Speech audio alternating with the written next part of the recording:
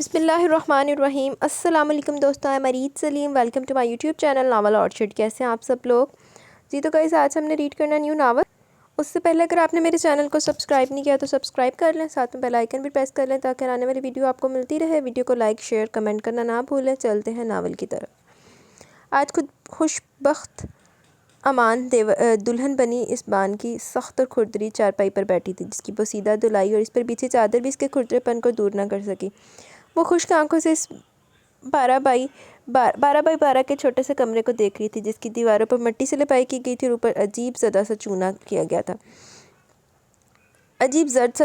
گیا تھا جو 60 واٹ کے بلب میں اور بھی مٹیالہ سا لگ رہا تھا۔ کمرے کے کونے میں چھوٹی سی زنگ آلود پیٹی پڑی تھی، جس پر سلور رنگ کیا گیا تھا، جس کی وجہ سے زنگ قدرے چھپ گیا تھا۔ اس کے اوپر نیلی سندھی کڑھائی والا سفید کپڑا بچھایا ہوا تھا۔ پیٹی کے اوپر 2 چھوٹے چھوٹے پرانے لوہے کے صندوق پڑے تھے، جن کو پیٹی کی طرح سفید کپڑے سے ڈھانپا گیا تھا۔ ساتھ ہی کونے میں موٹی موٹی کتابیں پڑی تھی جو اس کمرے سے ہرگز مطابقت نہ رکھتی تھی۔ کمرے کی دونوں دیواروں کے ساتھ ایک چارپائی پڑی تھی، اس پر بھی نیلے کڑھائی والی سفید چادریں بچھی ہوئی تھی۔ اس مختصر سے سامان کا جائزہ ہو گیا تو اس کی نظر فرش پر پڑی تو اسے وہ دن یاد آ گیا جب بچپن میں ایک دفعہ اس نے نفیسہ پھپھو کو مٹی، بھوسے اور گوبر کو ملاتے دیکھا، اور ان سے پوچھنے پر انہوں نے بتایا کہ اس سے کمرے کے کچے فرش پر لپائی کریں تو وہ مضبوط ہو جاتا اور پھر جلدی اکھڑتا نہیں۔ آج وہ اپنے حجلہ روسی میں وہی فرش دیکھ رہی تھی۔ کمرے کے وسط میں ایک ٹاٹ بچھا تھا جو آٹے کی سفید بوریوں سے بنایا گیا تھا۔ اس کے کناروں پر رنگدار کپڑے کی جھالر لگا کر اس کو خوبصورت یا مضبوط بنانے کی کوشش کی گئی تھی، اور اچانک اس کی نظر بند دروازے کے ساتھ دیوار پر لگے چھوٹے سے آئینے پر پڑی۔ وہ اپنا قیمتی لہنگا سنبھالتے ہوئے چارپائی سے اٹھ کھڑی ہوئی، لیکن پھر اس نے چونک کر چارپائی کی طرف دیکھا جو اس کے اٹھنے پر عجیب سی آوازیں نکال کر کڑکڑانے لگی تھی۔ شاید وہ اس کا نازک بدن سہ نہیں پا رہی تھی اور اب اس کے اٹھنے پر شکر ادا کر رہی تھی۔ وہ سر چھٹکتے آئینے کی طرف بڑھی، لیکن یہ کیا؟ وہاں تو جیسے کوئی اور چہرہ تھا، لیکن پھر وہ طنزیہ مسکرا دی۔ چاند چاہے جتنا بھی خوبصورت ہو، قطلے پانی میں اس کا عکس کبھی خوبصورت نظر نہیں آ سکتا۔ اس کی خوبصورتی کو شفاف پانی اپنے اندر جذب کر سکتا ہے۔ یہی خوش بخت امان کے ساتھ ہوا تھا۔ وہ جو خوبصورت کہلائی جاتی تھی، آج اسے اس آئینے میں عام سے بھی نہیں لگ رہی تھی، کیونکہ بوسیدگی کی وجہ سے اس آئینے میں جا بجا نشان پڑے تھے، جیسے زنگ کے چھینٹے ہوں، اور اس کو لگ رہا تھا یہ چھینٹے اس کے چہرے پر ہوں، اس کی روح کو داغدار کر رہے ہوں۔ ایک دم اسے لگا جیسے بند کمرے میں آکسیجن کم ہو رہی ہو۔ اس نے آگے بڑھ کر کمرے کی چھوٹی سی کھڑکی کھول دی، لیکن یہ کیا؟ ہوا کا تازہ جھونکا آنے کی بجائے گوبر کی بو کا بھپکا اٹھا اور اس کا دماغ جھنجھنا اٹھا، کیونکہ اس کے کمرے کے عین سامنے تھوڑے فاصلے پر کچھ جانور بندھے تھے، جن کے ہیبلے اندھیرے ہونے کے باوجود نظر سے آ رہے تھے۔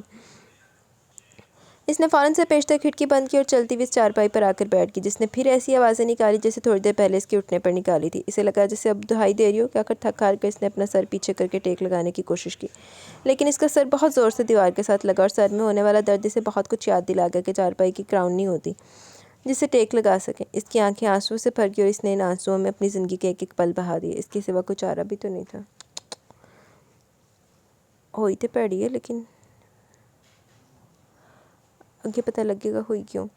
امان احمد اور رحیلہ بیگم کو شادی کے 8 سال بعد بڑی دعاؤں اور منتوں مرادوں سے اللہ تعالیٰ نے ایک بیٹی سے نوازا تھا۔ اس خوبصورت سی ننھی پری کو پا کر دونوں میاں بیوی بہت خوش تھے۔ امان کے کپڑے کی چھوٹی سی اپنی دکان تھی، اپنا ذاتی گھر اور ایک بائیک تھی، لیکن پھر ایک دم انہیں اپنے کاروبار میں بہت فائدہ ہونے لگا اور کاروبار بڑھنے لگا۔ اس رزق اور خوش نصیبی کو انہوں نے اپنی بیٹی کی آمد سے منسوب کیا اور اس کا نام انہوں نے خوش بخت رکھا۔ دونوں میاں بیوی اپنی بیٹی کو دیوانوں کی طرح چاہتے تھے، لیکن اتنے لاڈ پیار کے باوجود بھی اس کی طبیعت میں بہت نرمی تھی۔ اس کی وجہ شاید یہ تھی کہ وہ ہو بہو اپنے باپ کی کاپی تھی، شکل و صورت میں بھی اور طبیعت میں بھی۔ جیسے جیسے وہ بڑی ہوتی گئی، یہ بات محسوس کیے بنا نہ رہ سکی کہ ان کے گھر کے زیادہ ہوڈ اس کی امی کا ہے، اور اسے یہ بات بہت ناگوار گزرتی جب رحیلہ چھوٹی سی بات کو لے کر اس کے باپ پر چڑھ دوڑتی، اور حیرانی کی بات یہ تھی کہ انہوں نے ہمیشہ درگزر سے کام لیا۔ اپنی نرم طبیعت کی وجہ سے زیادہ تر خاموش ہی رہتے۔ خوش بخت کو اپنے بابا سے بہت محبت تھی، ان کی اچھی عادت اور نرم رویے سے اس میں ہمیشہ اضافہ ہوتا، لیکن اس ماحول میں اپنی ماں سے دور ہوتی گئی جو عجیب سے رویے کی مالک تھی۔ خوش بخت کے ننیال میں قریب کا کوئی رشتہ دار نہ تھا، کیونکہ رحیلہ بھی اپنی بیٹی کی طرح اکیلی تھی، جبکہ ددیال میں صرف ایک پھپھو تھی جو کہ گاؤں میں رہتی تھی۔ ان کا صرف ایک ہی بیٹا تھا جسے 1 آدھ سال پڑا تھا۔ خوش بخت نے اس کو بچپن میں دیکھا تھا، کیونکہ پھپھو ان کے گھر خود ہی آتی تھی، اور وہ بھی کبھی کبھار۔ یہاں پر اسے اپنے بابا کا رویہ نہایت بزدلانہ سا لگتا۔ ان کی صرف ایک بہن تھی جو بدقسمتی سے اس وقت بیوہ ہوئی تھی جب ان کا بیٹا 5 سال کا تھا۔ ان کی مالی حالت اچھی نہ تھی۔ خوش بخت سوچتی کہ صورتحال میں اس کے بابا کو چاہیے تھا کہ وہ اپنی بہن اور بھانجے کی مکمل کفالت کا ذمہ لیتے، کیونکہ وہ مالی لحاظ سے خوشحال تھے۔ اس کے برعکس انہوں نے مکمل کنارہ کشی اختیار کی ہوئی تھی، اور اس کی وجہ یہ تھی کہ رحیلہ بیگم کو اپنی نند سے خدا واسطے کا بیر تھا۔ رحیلہ جیسی عورتیں وہ ہوتی ہیں جو ہر حال میں اپنے سسرالی رشتہ داروں سے دعوت رکھتی ہیں۔ دیکھیاں یہ میں بڑی اکھی ادھا دی عورتیں، چاہے اس کی کوئی معقول وجہ نہ بھی ہو تب بھی۔ حالانکہ اس کی پھپھو نفیسہ اس کے بابا کی طرح نہایت شفیق اور اچھے اخلاق کی مالک تھی۔ انہوں نے کبھی اپنی تنگ دستی کا رونا نہیں رویا۔ ان کا شمار ایسے لوگوں میں ہوتا تھا جو ہر حال میں اللہ تعالیٰ کا شکر ادا کرتے ہیں۔ رحیلہ کے ناروا سلوک کے باوجود سالوں بعد اسے ان کے گھر کا ایک آدھ چکر ضرور لگاتی، کیونکہ وہ اپنے بھائی سے بے انتہا محبت کرتی تھی۔ خوش بخت کا دل چاہتا کہ اس کے بابا کم از کم اس معاملے میں تو ضرور امی کے سامنے بولیں، لیکن وہ اس سے زیادہ رحیلہ کو جانتے تھے، جو ان کی چھوٹی سی بات کو لے کر کتنے دن تک طنز کے تیر چلاتی رہتی اور گھر کی فضا مکتے رہتی۔ شاید یہی وجہ تھی کہ انہوں نے ہر مسئلے کا حل خاموشی کو سمجھ لیا تھا، اور یہی ان کی سب سے بڑی غلطی تھی۔ ان دنوں جب وہ ایم اے فائنل ایئر کے پیپر سے فارغ ہوئی تو یہ بات محسوس کیے بنا نہ رہ سکی کہ اس کی امی بہت خوش رہنے لگی اور اسے پیار بھی پہلے سے زیادہ کرتی۔ وہ حیرانی سے انہیں دیکھتی، کیونکہ وہ پیار تو اسے بے انتہا کرتی تھی، لیکن اظہار کم کم ہی کرتی تھی، پر اب کچھ زیادہ ہی لاڈ اٹھانے لگی تھی۔ اور پھر ایک دن ناشتے کی میز پر اظہار سے پردہ اٹھ کے جب وہ امان صاحب سے اس کے سامنے بات کرنے لگی۔ امان، آپ میری دوست میمونہ کو تو جانتے ہیں، جو کرنل زبیر کی بیوی ہیں؟ بالکل جانتا ہوں، ادھر گھر میں 2-3 دفعہ سرسی سے ملاقات ہوئی ہے۔ کیوں، کیا ہوا انہیں؟ وہ ناشتہ کرتے ہوئے رحیلہ کی طرف متوجہ ہوئے۔ ہوا تو کچھ نہیں، انہوں نے خوشی کے لیے اپنے بیٹے کیپٹن سعد کا پرپوزل بھیجا۔ کہہ رہی تھی انہیں ہماری خوش بخت شروع سے پسند تھی، بس اس کی تعلیم مکمل ہونے کا انتظار کرتی۔ مجھے تو بہت اچھا لگا، آپ کا کیا خیال ہے اس بارے میں؟ رحیلہ کے انداز سے ایسا لگ رہا تھا جیسے وہ سب کچھ فائنل کر چکی اور اب صرف رسم نبھا رہی ہے، وہ بھی صرف امان صاحب کی حد تک، ورنہ خوش بخت سے تو رائے لینا بھی ضروری نہ سمجھا۔ تم انہیں کھانے پر بلاؤ، میں بھی چھان بین کرتا ہوں، پھر دیکھتے ہیں۔ انہوں نے سرسری سے انداز میں بات ختم کی۔ ارے چھان بین کی ضرورت نہیں ہے، میرے دیکھے بھالے لوگ ہیں، لڑکا ماشاءاللہ برسر روزگار ہے، اچھی شکل و صورت اور اخلاق والا ہے، اور سب سے بڑھ کر صاحب جائیداد ہے۔ یہ جاب وغیرہ تو بس شوق کے تحت ہے، میں تو ان کا گھر دیکھ کر ہی حیران ہوتی ہوں۔ یہ بڑا اور خوبصورت گھر، ہمارا گھر تو ان کے سرونٹ کوارٹر جیسا بھی نہیں ہے، اور گاڑیاں بھی سب کی اپنی ذاتی ہیں، 3 بھائی ہیں اور تینوں کی علیحدہ، اور وہ بھی 0 میٹر، ہماری طرح سیکنڈ ہینڈ پرانے وقتوں کی کھٹارا نہیں۔ دونوں باپ بیٹی حیرانی سے انہیں دیکھ رہے تھے، جس کے لڑکے کی سب سے اچھی خوبی اس کا صاحب جائیداد ہونا لگے۔ دیکھو رحیلہ، یہ ہماری بیٹی کی زندگی کا معاملہ ہے، اس سے یوں جلد بازی کی نظر نہیں کرنا۔ انہیں ہماری بیٹی پسند آئی، انہوں نے پرپوزل بھیجا، اچھی بات ہے، اب ہم بھی دیکھ بھال کر سوچ سمجھ کر جواب دیں گے۔ امان صاحب کو بیوی کی بات بالکل نہ بھائی۔ آپ کیا سمجھتے ہیں، خوش بخت صرف آپ کی بیٹی ہے اور آپ کو ہی پیاری ہے، میں اس کا بھلا نہیں سوچ سکتی؟ میں نے آج ان کی فیملی کو ڈنر پر انوائٹ کیا، ایک آدھ ہفتے میں ہاں کہہ کر اپنی بیٹی کی دھوم دھام سے منگنی کر دیں گے۔ ویسے ادھر دی جڑی لانتی تے حرمت عورتاں ہوندیاں نا، وہ اپنی وجہ تو نا اپنی اولاد دی بھی زندگی برباد کرتی ہیں۔ اس کے بعد وارث کے مطابق اپنا فیصلہ سنا کر منظر سے آؤٹ ہو گئے، جبکہ خوش بخت فکر مندی سے اپنے بابا کو دیکھنے لگی۔ ارے میرا بیٹا تو پریشان ہو گیا، تم بے فکر ہو جاؤ، تمہارا باپ ابھی زندہ ہے، تمہاری مرضی کے بغیر کوئی فیصلہ نہیں ہوگا، لیکن دیکھنے اور ملنے میں کوئی حرج نہیں، کیونکہ یہ بات تو تمہیں ماننی پڑے گی کہ تمہاری ماں تم سے بہت زیادہ پیار کرتی ہے اور تمہارے لیے اچھا فیصلہ ہی کرے گی۔ انہوں نے اسے تسلی دی تو وہ بھی مسکرا دی، اور شام کو جب وہ لوگ آئے تو رحیلہ کی باتوں کی تصدیق ہو گئی۔ وہ پانچوں کے پانچوں افراد ہی بہت سلجھے ہوئے اور ڈیسنٹ تھے، خاص کر ساتھ تو دونوں بھائیوں کی نسبت بہت زیادہ سوبر نظر آ رہا تھا۔ خوش بخت صبح سے بے چین سی تھی، اس فیملی سے مل کر نہ جانے کیوں پہلی ملاقات میں پرسکون ہوگی۔ دوسری طرف سعد کا بھی یہی حال تھا، ایک ہی نظر میں نے اپنی ماما کی پسند کو اوکے کر دیا، پھر بعد کے مراحل بڑی تیزی سے طے ہوئے۔ بڑی دھوم دھام سے سعد اور خوش بخت کی منگنی ہوگی، 1 مہینے بعد کی شادی کی ڈیٹ رکھ دی گئی۔ دونوں طرف بڑی دھوم دھام سے شادی کی تیاریاں ہونے لگی۔ اگر خوش بخت اکیلی اور لاڈلی تھی تو سعد بھی گھر کی پلوٹی کی اولاد ہونے کی وجہ سے بڑا لاڈلا اور چہیتا تھا۔ دونوں گھروں کی پہلی خوشی تھی، اس لیے سب خوب انجوائے کر رہے تھے۔ کبھی کبھی سعد کے بھائی عمار اور حماد آ جاتے اور اسے خوب تنگ کرتے، حالانکہ وہ دونوں اس سے کافی چھوٹے تھے۔ ان کے مقابلے میں سعد ریزرو سا تھا، ان کے گھر 2-3 بار آیا اور امان صاحب کے پاس بیٹھ کر چلا گیا۔ اس نے نہ خوش بخت سے ملنے کی خواہش ظاہر کی اور نہ فون پر بات کرنے کی۔ خوش بخت کو اس کی ریزرویشن اور منفرد ادائیں بہت بھائیں، اس لیے وہ صحیح معنی میں مشرق کی لڑکی تھی۔ جب شادی میں 1 ہفتہ رہ گیا اور فرنیچر، زیور، کراکری، کپڑے وغیرہ سب فائنل ہو گئے تو رحیلہ نے ایک عجیب شوشہ چھوڑا۔ امان صاحب اور خوش بخت کو اس وقت معلوم ہوا جب بات کرنے خود مسز زبیر ان کے گھر آئیں۔ امان صاحب، یہ بہت نامناسب بات ہے، شادی بیاہ کے معاملات شرائط رکھ کر نہیں طے کیے جاتے۔ خوش بخت کو میں اپنی بیٹی بنا کر لے جا رہی ہوں، ایسی شرطوں کی کیا ضرورت ہے؟ وہ بہت نرمی سے بات کرتی۔ کیسی شرائط مسز زبیر، ہم نے کوئی شرط نہیں رکھی۔ ان کی باتوں سے وہ گھبرا گئے، جبکہ رحیلہ ایسے خاموش تھی جیسے وہاں موجود ہی نہ ہو۔ بھائی صاحب، رحیلہ نے کہا کہ ہم امان ولا خوش بخت کے نام کریں، اس کے علاوہ 10 تولے سونا، 50 لاکھ حق مہر اور گاڑی بھی اس کے نام کریں، تب یہ شادی ہوگی، ورنہ نہیں۔ مجھے تو کوئی اعتراض نہ ہوتا، لیکن سعد کے پاپا نہیں مان رہے۔ آپ تو جانتے ہیں وہ اصولوں کے پابند شخص ہیں، آرمی میں ہونے کی وجہ سے تو اور بھی سخت ہو گئے، کہتے ہیں یہ تو ساری بیدباری کی بات ہے، آپ لوگ ہمیں بیٹی دے رہے ہیں، وہ ہماری بڑی بہو بنے گی تو اس نسبت سے سب کچھ اسی کا ہوگا، وہ سونا بری میں اسے ملے گا، وہ اس کا ہوگا، سعد کی گاڑی، بینک بیلنس، سب کچھ جہاں وہ رہے گی، وہ گھر اسی کا ہوگا، لیکن یوں ابھی سے بٹوارا انہیں منظور نہیں۔ لوگ کیا کہیں گے جب کارڈ بٹ چکے، شادی حال بک ہو چکے، تو کون سی ایسی بات ہوگی جو یوں ہم نے منہ موڑ لیے۔ وہ بات کرتے کرتے بالکل ہانسی اڑتی، جبکہ ان کی بات سن کر امان صاحب دنگ رہ گئے کہ اتنی باتیں ہو گئی، اور رحیلہ نے کانوں کان خبر نہ ہونے دی۔ مسز زبیر، آپ بے فکر ہیں، ہماری کوئی شرط نہیں ہے، آپ شادی کی تیاریاں کریں۔ انہوں نے رحیلہ کو تنفر سے دیکھتے ہوئے مسز زبیر کو تسلی دی تو مطمئن ہو کر کھڑی ہوگی۔ بہت بہت شکریہ بھائی صاحب، اب میں چلتی ہوں، گھر میں بہت کام ہے۔ ان کے جانے کے بعد رحیلہ امان صاحب پر چڑھ دوڑی، کیا ضرورت تھی اچھا بننے کی، تھوڑا دبانے سے اپنی بیٹی کی زندگی سنور جاتی، میں نے بڑے گھر میں اس لیے تو رشتہ نہیں دیا کہ شرعی حق مہر میں اس کی بیاہ کر گھر لے جائیں اور یہ ساری زندگی اس کی خدمتیں کرتی رہے۔ ساتھ جیسے لوگ تو اپنے حق کے لیے ماں باپ کے سامنے نہیں بولتے، بیوی کے حق کے لیے خاک بولیں گے۔ اسے امان صاحب پر بہت غصہ تھا، اس کے خیال میں انہوں نے ان کی بنی بنائی بات بگاڑ دی تھی۔ نادان عورت، اگر تمہارے دبانے سے نہ دبے اور رشتہ توڑ دیں تو پھر کس کو بتاتی پھرو گی کہ تمہاری بیٹی معصوم ہے۔ آج زندگی میں پہلی بار وہ اونچا بولے تھے، لیکن اب ان کے اونچا بولنے کا کوئی اثر نہیں ہونے والا تھا، کیونکہ جس رحیلہ نے ساری زندگی اپنی منوائی وہ اب کیسے ان کی مان لیتی۔ اسے تو اپنی ضد اور انا کا پرچم بلند رکھنا تھا۔ اس نے فون کر کے کرنل زبیر کو کہہ دیا کہ اس کی شرائط منظور ہیں تو شادی ہوگی، ورنہ نہیں۔ اس کا خیال تھا کہ ایسے وقت میں وہ اپنی عزت رکھنے کو شرائط ضرور مان لیں گے، لیکن اسے کیا خبر تھی کہ کچھ لوگ اس سے بھی زیادہ انا پرست ہوتے ہیں۔ کرنل زبیر نے فون کر کے صاف صاف کہہ دیا کہ ویسے لالچی لوگوں میں اپنے بیٹے کی شادی نہیں کریں گے جو ساری زندگی ان کو تگنی کا ناچنا چاہتے رہے۔ اس لیے ان کی طرف سے جواب ہے، اور یہ بھی بتایا کہ وہ اسی تاریخ پر اپنے بیٹے کی شادی پڑوس میں رہنے والے کرنل امام کی بیٹی ڈاکٹر نمرہ سے کریں، اور اس کے ساتھ ہی فون رکھ دیا۔ امان صاحب اور خوشبخت جو ابھی بھی بازار سے شاپنگ کر کے لوٹے تھے، سن کر ان کے قدموں سے جان نکل گئی، جبکہ خوشبخت اپنے آنسو چھپاتی اندر کی طرف چلی گئی۔ ادھا دی عورتاں نال یہی ہوندا ہے، لعنتی عورتاں دے نال۔ امان صاحب بات کرنے کرنل زبیر کی طرف گئے، لیکن الٹا انہوں نے رحیلہ سے زیادہ انہیں مردر الزام ٹھہرایا، جنہوں نے اپنی بیوی کو اتنی ڈھیل دی ہوئی دیا کہ وہ ان کی مرضی اور مشورے کے بغیر کوئی بھی قدم اٹھا سکتی ہے۔ وہ بہت شکستہ دل لیے وہاں سے اٹھے، جس بیٹی کو کبھی گرم ہوا بھی نہ لگنے دیتے، اب وہ معاشرے کے طنز کے تیر سہنے پر مجبور تھی، لیکن رحیلہ بیگم کی میں اب بھی نہیں وہیں تھی۔ وہ ہر آگے کرنل زبیر کی فیملی کی باتیں کرتی اور سب کو یہی بتاتی کہ انہوں نے جہیز میں فلاں فلاں چیز کی فرمائش کی ہے، اس لیے میں نے خود رشتہ توڑ ڈالا کہ میں نے اپنی نازو پلی بیٹی سے لالچی لوگوں میں نہیں دینی۔ لالچی تو بغیرت عورت ہے، تو خود نہیں ہے۔ امان صاحب کو اب اپنی بزدلی پر غصہ آتا، اگر وہ شروع سے رحیلہ کی باتوں پر احتجاج کرتے تو نوبت نہ آتی، لیکن اب وہ صرف اپنے اور اپنی بیٹی کے نصیبوں پر رونے کے سوا کچھ نہیں کر سکتے تھے۔ اور خوشبخت حیرانی سے اپنی ماں کو دیکھتی جسے اپنی بیٹی کے احساسات کا کوئی خیال نہیں تھا۔ وہ بڑھ چڑھ کر بولتی کہ دیکھنا میں اپنی بیٹی کی شادی اس سے بھی اونچے گھرانے میں کروں گی، کہ یہ لوگ تو میری بیٹی کے قابل ہی نہ تھے۔ خوشبخت باپ کی طرح خاموشی کی چادر اوڑھے منظر سے ہٹ جاتی، وہ دکھ سے گھر میں پھیلی اپنی جہیز کی چیزوں کو دیکھتی، پھر باپ سے اپنے آنسو چھپانے کے لیے کمرے میں بند ہو جاتی۔ وہ بہر و خالو ذہنی کی کیفیت میں بیٹھی رہتی۔ ابھی کچھ رنگ باقی تھے جو منظر میں بھرنا تھے، ابھی کچھ خواب باقی تھے جو آنکھوں میں سچنا تھے۔ رحیلہ نے اپنی کوششوں کو اور تیز کر دیا، 2-3 رشتے کرانے والیوں سے رابطہ کیا تاکہ وہ جلد از جلد خوشبخت کا رشتہ کرا سکے، کیونکہ وہ مانی یا نہ مانے ان کی بیٹی کو دھپا لگ چکا تھا، اور اب کوئی بھی اچھی فیملی رشتہ کرنے سے پہلے یہ ضرور سوچتی کہ آخر پہلا رشتہ ٹوٹنے کی وجہ کیا تھی۔ گھر میں بھی ایک عجیب سی فضا تھی، جیسے تینوں فرد ایک دوسرے سے گریزاں تھے۔ انہی بہت جلد سے دنوں میں رحیلہ کی پسند کا رشتہ آ گیا۔ جس دن وہ لوگ پرپوزل لے کر آئے تو امان صاحب حیران ہو گئے، کیونکہ رشتہ کرانے والے ان کے بچپن کے دوست اور کلاس فیلو تقیر شہزاد تھے۔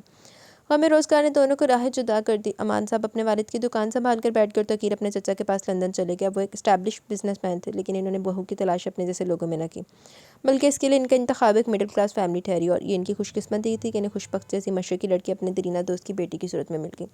اب چھان بین کی ضرورت ہی نہ رہی تھی، ان کا بیٹا دانیال لندن میں جاب کرتا تھا۔ خوشبخت نے شادی کے بعد ان کے ساتھ ہی چلے جانا تھا۔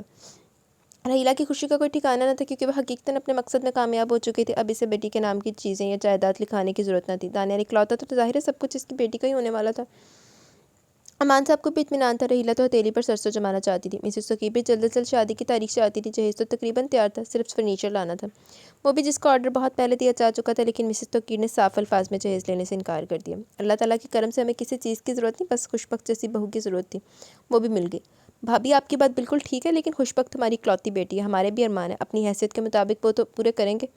رحیلہ ان کی بات کے جواب میں بولے بنا نہ رہ سکی۔ میں تو اس لیے کہہ رہی ہوں کہ جب خوشبخت نے دانیال کے ساتھ لندن چلے جانا ہے، ایسے میں اس کی چیزیں تو بیکار میں ضائع ہوں گی، اور پھر ہمارا ایک ہی بیٹا اور اس کی نسبت سے ہمارا سب کچھ تو دانیال اور خوشبخت کا ہی ہوگا۔ انہوں نے رسان سے بات کی۔ رحیلہ اور امان صاحب بھی سوچ میں پڑ گئے۔ ان کے جانے کے بعد دونوں نے فیصلہ کیا کہ کپڑے زیور کے علاوہ کیش دے دیں تاکہ خوشبخت کے کام بھی آ سکے، اور ہم بھی جہیز دینے کا ارمان پورا کر لیں گے۔ ایک دفعہ پھر سے شادی کی تیاریاں شروع ہوگی۔ دانیال بھی ایک دفعہ ان کے گھر آئے، پر اس دفعہ خوشبخت اس سے ملی بھی نہیں، اور نہ ہی دل میں سے دیکھنے کی خواہش تھی۔ گزشتہ تجربہ اتنا تلخ تھا کہ ایک خوف سا دل میں جڑ پکڑ کے بیٹھ گیا تھا، نہ جانے اب اس کی ماں کیا کہہ دے اور سب کچھ ختم ہو جائے۔ ان اندیشوں میں گھرے رخصتی کا دن آ پہنچا۔ وہ دلہن بن کر بہت خوبصورت لگ رہی تھی، لیکن ابھی تک اس کا دل انجانے سے خوف میں جکڑا ہوا تھا۔ ایسے میں پاس بیٹھی پھپھو نفیسہ اسے بار بار چومتی اور تسلی دیتی۔ وہ ان کی شادی میں شرکت کے لیے 2 دن پہلے ہی آ گئی تھی، اور زندگی میں پہلی دفعہ رحیلہ بھی ان سے گرم جوشی سے ملی۔ پھپھو نے آتے پورے گھر کو سنبھال لیا، بہت ایکٹیو تھی، اس لیے ہر آگے کا خیال رکھ رہی تھی، لیکن آج وہ کب سے خوشبخت کے پاس بیٹھ کر اس کو تسلی دے رہی تھی اور پیار سے آنے والی زندگی کے متعلق بتا رہی تھی، جب باہر سے آوازیں آنا بند ہو گئی۔ شادی والے گھر میں اس طرح کی خاموشی عجیب سی لگی۔ خوشبخت کے دل کو کچھ ہوا تھا۔ اس کے تو ہاتھ پاؤں پہلے ٹھنڈے ہو رہے تھے۔ باہر کان لگانے کی کوشش کے باوجود اسے اپنی ماں کی آواز نہ آئی جس طرف سے اسے توقع تھی، بلکہ اس دفعہ تو کسی اور کی آواز تھی جو بات کر رہی تھی، اور وہ بہت اونچا اونچا بول رہی تھی۔ پھپھو اسے چھوڑ کر باہر چلی گئی۔ پھر تھوڑی دیر میں بہت سے لوگ اس کے بابا کو پکڑے اندر آ رہے تھے۔ ان کے چہرے پر شدید تکلیف کے آثار تھے۔ وہ ایک دم اٹھ کر ان کے طرف بڑھنے لگی، لیکن انہونی کے ڈر سے پہلے ٹانگوں نے جواب دیا، پھر آنکھوں نے بھی بند ہو کے اسے ہر تکلیف دہ منظر سے بچا لیا۔ ان کی ہو گیا۔ نہ جانے کتنی دیر بعد اسے ہوش آئے، نہ سمجھی کے عالم میں باہر سے آنے والی آوازوں کو سننے لگی۔ اسے خاموشی کی توقع تھی، لیکن باہر تو ایسا ہی شور تھا جیسے نارمل شادی والے گھروں میں ہوتا ہے۔ کچھ دیر پہلے کے منظر اور آوازیں سے یاد آنے لگی۔ اسے لگا جیسے وہ خواب تھا، ورنہ حقیقت میں تو سب کچھ نارمل تھا۔ وہ بھی اور کچھ بھی سوچتی، لیکن بابا کے آنے پر اس کا دھیان بھٹ گیا۔ وہ بہت کمزور لگ رہے تھے، جیسے بہت دیر روتے رہے۔ وہ ان کو دیکھ کر اٹھ کر بیٹھ گئی۔ وہ بھی ہولے سے اس کے پاس بیٹھ گئی۔ وہ خود بھی چپ تھے اور اس نے کچھ نہ پوچھا، نہ جانے کیوں، جیسے ادراک کا مرحلہ طے ہو چکا تھا۔ پھر ایک دم بابا نے اسے سینے سے لگا لیا اور رونے لگے۔ اس کے بھی کب کے رکے آنسو ان کا سینہ بھگونے لگے۔ بیٹا دانیال بھی تیرے نصیب میں نہیں تھا۔ وہ لندن میں ایک پاکستانی لڑکی سے شادی کر چکا تھا، ایک بیٹی بھی تھی اس کی، لیکن اب وہ اس سے اکتا چکا تھا۔ یہ ہماری بد نصیبی کہ اسے ہمارا گھر مل گیا۔ اس کی بیوی کو کسی طرح خبر مل گئی کہ وہ یہاں شادی کر رہا ہے، تو ہمارے گھر آ کر شور کرنے لگی، لیکن شکر ہے کہ اس مالک کا جو اس کی بیوی کی وجہ سے ہمیں بھی پر وقت پتہ چل گیا۔ وہ اسے سینے سے لگا آہستہ آہستہ بولے تھے۔ وہ بھی آنسو رو کے اس کو سن رہی تھی۔ آج اگر بابا کچھ کہیں تو میرا بیٹا مان جائے گا؟ مان اور پیار نے ایک ساتھ خوشبخت پر سایہ کیا اور خوشبخت سرنگو ہو گئی، جس کے نتیجے میں آج وہ عمر عباس کی دلہن بنی تھی۔ جو اس کی پھپھی کا بیٹا تھا، نفیسہ پھپھو نے اپنے بھائی کی لاج رکھ لی اور اپنے بیٹے کو قربانی کا بکرا بنا دیا، جو شاید خوشبخت سے تو کیا اس کے نام سے بھی ناواقف تھا۔ آج خوشبخت اس کمرے میں بیٹھی اپنی گزشتہ زندگی کو سوچ رہی تھی۔ اس کی ماں جس نے پہلی شادی صرف اس وجہ سے توڑی کیونکہ وہ لوگ بنگلہ، سونا، کار ان کی بیٹی کے نام نہیں کر رہے تھے، دوسری لندن پلٹ سے کرنی چاہیے، لیکن تاکہ اس کی بیٹی اکلوتے گھر پر راج کر سکے۔ پہلے اس نے خود توڑی، دوسری خود بخود ٹوٹ گئی، اور آج اسے اس گھر میں بیٹی کو بیانا پڑا جس کا نام بھی نہیں سننا چاہتی تھی۔ اس کی ماں نے اپنی تدبیروں میں تقدیر کو نظر انداز کر دیا۔ اگر اس بات پر یقین کرتی کہ جو اس کی بیٹی کا نصیب ہے وہ اسے ضرور ملے گا، مانگے بغیر، چھینے بغیر، تو اسی امور کے بل نہ گرنا پڑتا۔ آج وہ جہیز اور بری کے بغیر عمر عباس کے گھر میں تھی۔ آج اس کی ماں خالی حق مہر کے لیے نہیں بول سکی تھی۔ آج اس کی ماں حق مہر کے لیے نہیں بول سکی تھی کیونکہ وہ خالی ہاتھ اور خالی جیب تھا۔ لیکن مزے کی بات یہ تھی کہ پھر بھی احسان اسی کا تھا جو اس نے اس بیٹی سے شادی کی جس کا 2 جگہ رشتہ ٹوٹ چکا تھا، جس کی بارات واپس سے آ چکی تھی۔ وہ جو اپنی بیٹی کے لیے خواب دیکھتے دیکھتے خود غرضی کے انتہا کو پہنچ چکی تھی، آج اس کی بیٹی مٹی کے اس کچے مکان میں دلہن بنی بیٹھی تھی جس میں برائے نام سامان تھا، اور جو تھا وہ چیخ چیخ کر اپنی قیمت بتا رہا تھا۔ اب وہ اس کھڑی چارپائی پر بیٹھ کر کبھی رو رہی تھی تو کبھی اپنی ماں پر ہنس رہی تھی۔ نہ جانے احسانوں کے بوجھ تلے آئندہ کی زندگی کا کیا رنگ ہوگا، یہ سوچ سوچ کر اس کا ذہن مفلوج ہوا جا رہا تھا۔ لیٹس سی کی بندہ ہونے لگے۔ خوشبخت کے ساتھ والے کمرے میں تھکی ہوئی نفیسہ کب کی سو چکی تھی، لیکن اس کا بیٹا جاگ رہا تھا۔ عمر عباس اپنی زندگی میں در آنے والے اس موزانہ موڑ پر حیران تھا۔ وہ شاید ایک آدھ بار بچپن میں اپنے ماموں کے گھر گیا تھا، پھر ہی نہ وہ جا سکا، نہ اس کی ماں۔ اس کی وجہ بہت واضح اور صاف تھی، اور وجہ تھی رحیلہ جو ان کو شدید ناپسند کرتی تھی، اور سچی بات تو یہ تھی کہ اسے بھی اپنی مامی سے چڑ تھی۔ اسے ایسی عورتوں سے چڑ تھی جو ہر حال میں مرد پر حاوی رہنا چاہتی ہیں، چاہے کتنا بھی نقصان ہو جائے۔ اس دن وہ بک شاپ پر اپنی ڈیوٹی دے رہا تھا۔ تعلیم کے اخراجات پورے کرنے کے لیے وہ اس طرح کی چھوٹی موٹی جابز کرتا تھا۔ جب 3 لڑکیاں شاپ پر آئیں، وہ اپنی اپنی پسند کی کتابیں دیکھنے لگی، لیکن وہ اس لڑکی سے نظریں نہ ہٹا سکا جو بڑی سی سیاہ چادر میں تھی۔ سیاہ چادر میں اس کا نمکین حسن دمک رہا تھا۔ اس نے کبھی گندمی رنگت پر بلیک کلر کو اتنا کھلتے نہیں دیکھا تھا۔ دوسری دونوں لڑکیوں کو جلدی اپنی پسند کی کتابیں مل گئی اور وہ کاؤنٹر پہ اس کے پاس آ گئی، لیکن وہ خالی ہاتھ تھی۔ اس کے پاس آ کے سنیں، مجھے بانو قدسیہ کی فٹ پاتھ کی گھاس مل جائے گی؟ نہایت سلجھے ہوئے انداز میں کہتے ہوئے وہ اس کے پاس آ کھڑی ہوئی۔ آج تو نہیں، لیکن 2 دن بعد مل سکتی ہے۔ وہ حیران ہوا کہ اس کے ذہن نے کتنی جلدی اس کے دل کے سرائے پہ اس کے پھر آنے کا جواز ڈھونڈ نکالا۔ آپ منگوا کر رکھیں، میں 2 دن بعد آؤں گی۔ ایک دفعہ پھر اس کی خوبصورت آواز اس کے پاس ابھری اور وہ صرف سر ہلا کے رہ گیا۔ اس کے جانے کے بعد وہ خود اپنی کیفیت پر حیران ہو رہا تھا۔ وہ اس طرح کا لڑکا نہیں تھا۔ اس پہ تو بس اپنی ماں کا خواب پورا کرنے کی دھن سوار تھی۔ وہ 2 دن جس طرح عمر عباس نے گزارے وہ صرف اس کا دل جانتا تھا۔ 2 دن بعد وہ آ گئی۔ اس نے شکر کیا کہ شاپ پر اس وقت رش نہ تھا، اس لیے وہ اطمینان سے اس کی طرف بڑھا اور اس کی مطلوبہ کتاب اس کے سامنے رکھ دی۔ لڑکی نے اس کی طرف دیکھے بغیر شکریہ کے ساتھ قیمت ادا کی اور چلی گئی، اور وہ شکوے سے اس کی پشت کو دیکھے کہ کیا تھا جو ایک دفعہ اس کی طرف بھی دیکھ لیتی، اسے کچھ تسلی تو ہوتی۔ پھر عمر عباس نے اسے تیسری مرتبہ دیکھا اور سوچا تھا کہ کاش نہ دیکھا ہوتا۔ اس دفعہ وہ اسے ایک بوتیک میں ملی تھی جہاں پہ وہ اپنے دوست کے ساتھ آیا ہوا تھا جس نے اپنی منگیتر کے لیے لباس لینا تھا، لیکن اس دفعہ وہ لڑکی اکیلی نہ تھی بلکہ اپنی ماں کے ساتھ تھی، اور یہ دیکھ کر اسے شدید دکھ ہوا کہ اس کی ماں کوئی اور نہیں، رحیلہ مامی تھی۔ اس لڑکی کا سامنا ملنا پہلے بھی ناممکن تھا، لیکن مہم سی امید تو تھی جو دل کو جگمگائے رکھتی۔ کاش وہ اتنا تہی دست نہ ہوتا تو شاید رحیلہ مامی کے سامنے بھی دستے سوال دراز کر دیتا، مگر اس کے پاس تو کچھ بھی نہ تھا جس کے بل بوتے پر وہ خوشبخت کو پانے کا خواب دیکھ سکتا۔ وہ بہت شکستہ دل لیے گیا تھا۔ بڑی کٹھنائی اور مشکلات کے بعد آخرکار اس نے اپنا MBA مکمل کیا اور 2-3 جگہ اپلائی کیا ہوا تھا۔ دل کو یقین سا تھا کہ انشاءاللہ جاب مل جائے گی تو وہ اپنی امی کے لیے کچھ کر سکے گا۔ اس نے سوچا ماں کے پاس گاؤں چلا جائے تو شاید اس کی یاد دل سے نکل جائے۔ شکر ہے بیٹا تو آ گیا۔ آج تیرے ماموں کا فون آیا تھا، خوش بخت کی شادی کر رہے ہیں، مجھے بڑے اسرار سے بلایا، اس موقع پر تو تیرا جانا بھی بنتا ہے، آخر ایک ہی تو تیرے ماموں کی بیٹی ہے۔ کہہ رہے تھے بڑی اچھی جگہ رشتہ طے ہوا، لڑکا تیرے ماموں کے دوست کا بیٹا لندن میں رہتا ہے۔ نفیسہ اپنی دھن میں بولے جا رہی تھی اور اس کا چہرہ دھواں دھواں ہو رہا تھا۔ تو نے بتایا نہیں، چلے گا نا؟ وہ چائے پکڑاتے ہوئے پوچھ رہی تھی۔ کیوں نہیں امی، ضرور جاؤں گا، کپ پکڑ کر بندے کمرے کی جانب چلا گیا۔ کمرے میں آ کر اس نے سختی سے اپنی سرخ ہوتی آنکھوں کو مسئلہ جن سے خوش بخت کے خواب دیکھنے کی خطا سرزد ہوئی تھی۔ اگر وہ میرے نصیب میں نہ تھی تو میں نے اسے کیوں دیکھا، کیوں نارسائی میرے حصے میں آئی؟ اسے کسی پل چین نہ آیا تو اس نے اپنی امی کے ساتھ ہی جانے کا فیصلہ کر لیا تاکہ اسے کسی اور کا ہوتے دیکھ کر خود کو یقین دلا سکے کہ خوش بخت اس کے نصیب کا ستارہ نہ تھی۔